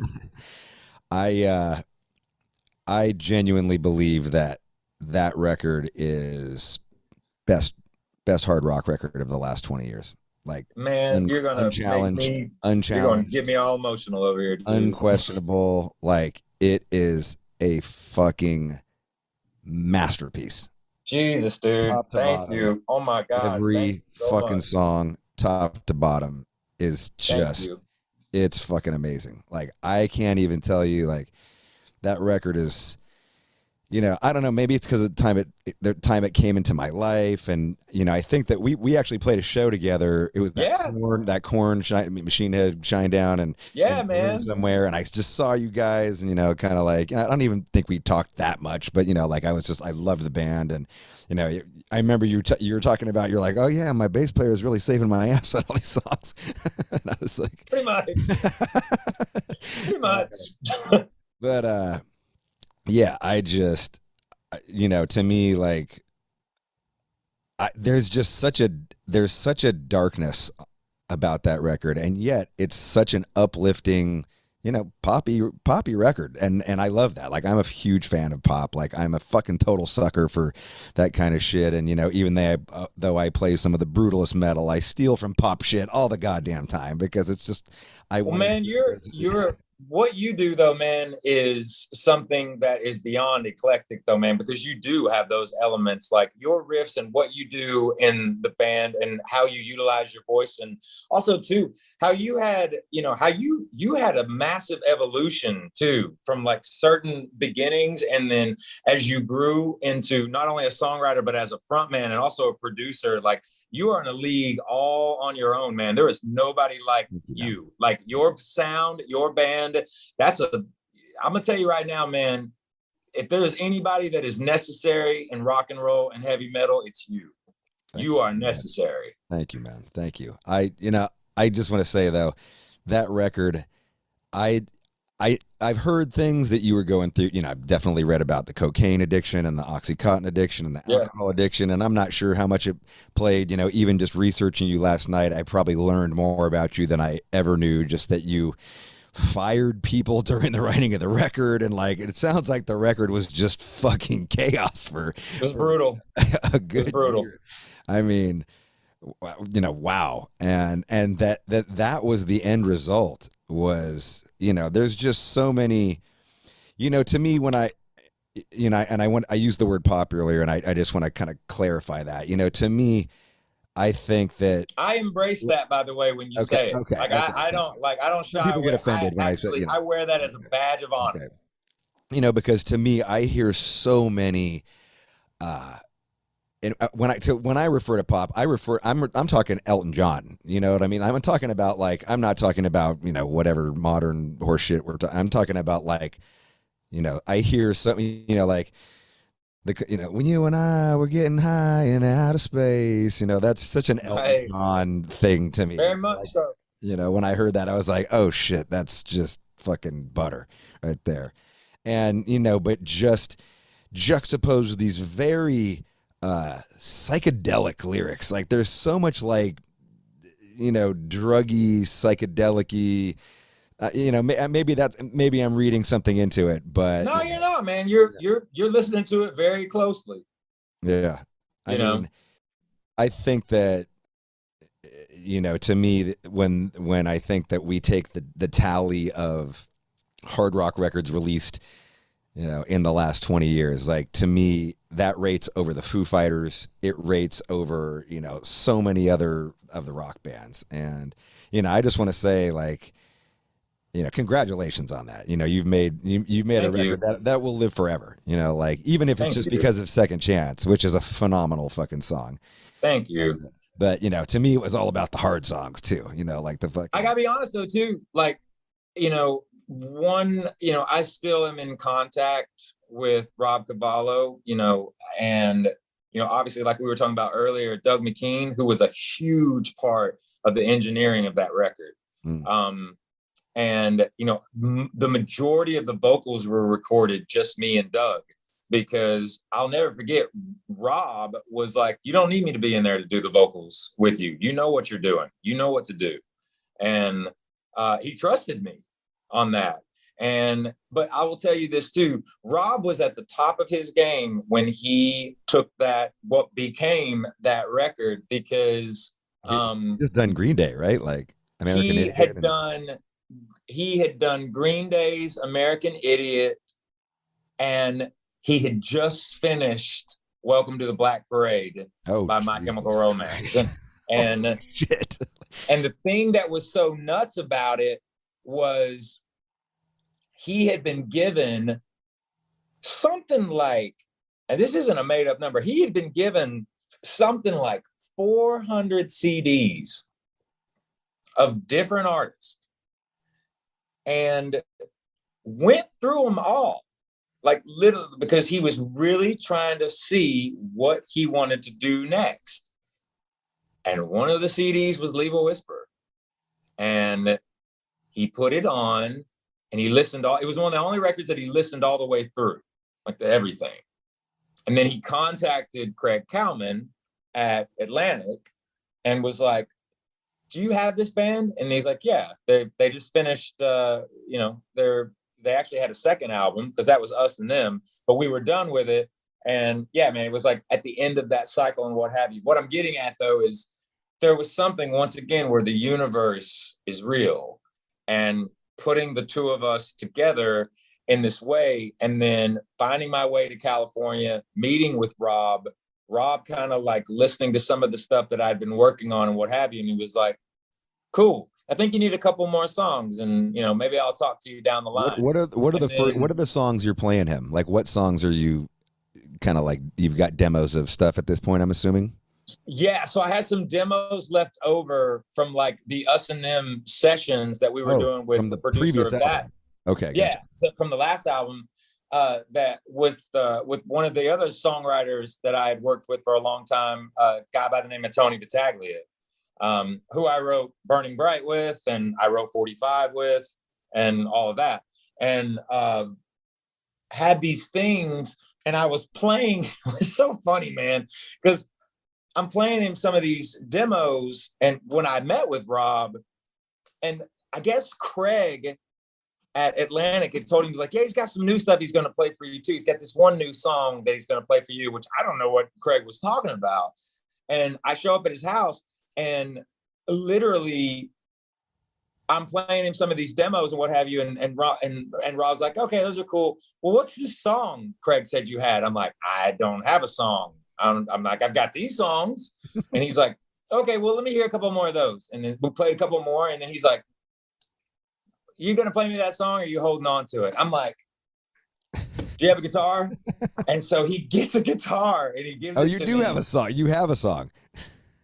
No, I don't. That's the thing. I just made some shit up real quick off the cuff to him, like literally right there, just sitting down next to him. I didn't care. I was like, whatever, man, I'll just make up something real quick.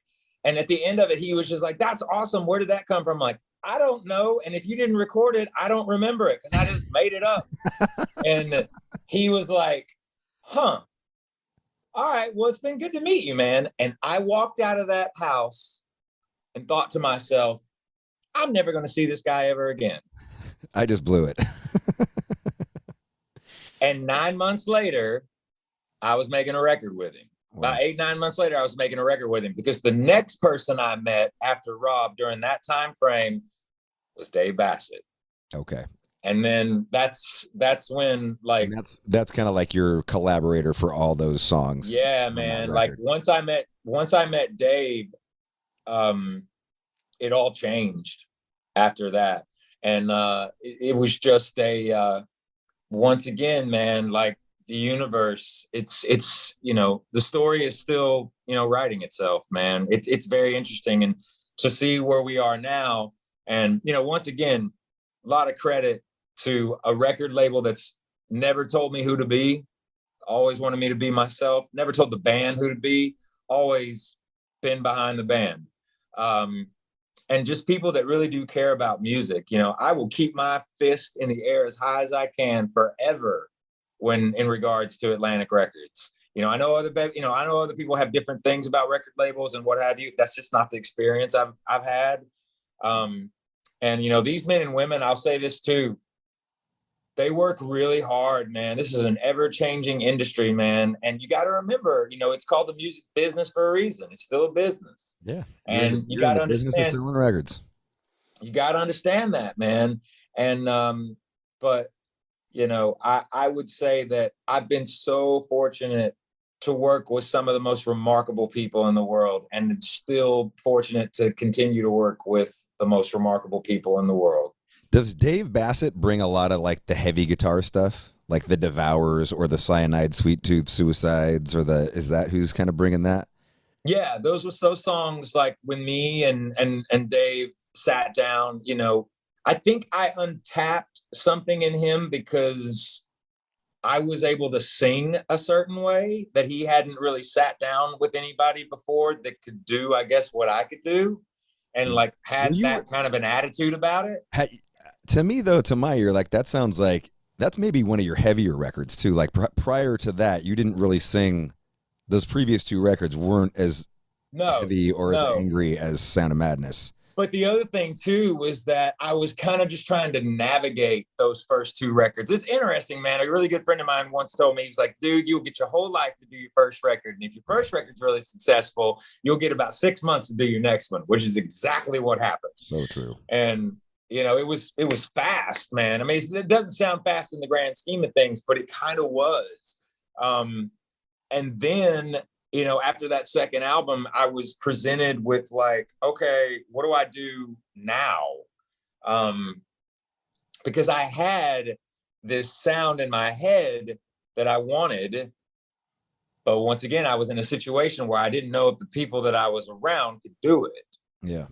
And are you going through like drug stuff, and the band's not out there with you in LA while you're doing all this? No. The band guys, the Shinedown bands? No. Yeah, just you. No, it was just me. Out there, you're just going through, is this fairly sober though? Like during this time, like, are you just super focused, or is more, like the drug stuff kind of when you're more on tour? The drug element wasn't as predominant in the beginning, but I was definitely drinking, a fifth of vodka a night. Like I was definitely drinking a lot. Yeah, I was drinking a lot. Like my mini bar was always filled in the morning and always gone in the next morning. So it was always refill. And you're tracking vocals like that, you bastard? Never tracked vocals. Okay. Drunk. Never ever walk up on a mic inebriated. Never once. Gotcha. Okay. Yeah. Never ever do that. Like it was everything like behind the scenes, but also too, would write a bit inebriated sometimes, but would have to clear it up the next morning. Like people often talk like, I used to think that I had to be messed up to write messed up stuff. Right. It's not the case. Like, I will tell you this, like the entire record of Attention, I was completely sober for that entire record. Like I never, not anything, Amaryllis was going through some stuff still, so was still kind of inebriated doing things during that. Threats of Survival, I had gotten super healthy during the album cycle for Amaryllis, but fell off the wagon after like 2 years of just being completely clean, and had a rough time during Threat. Got myself back under control during the album cycle of the touring of that record. But like when I arrived to begin what would become Attention, I purposely made sure I was like, I'm going to find out if I can write a record completely sober. And that's what Attention sounds like.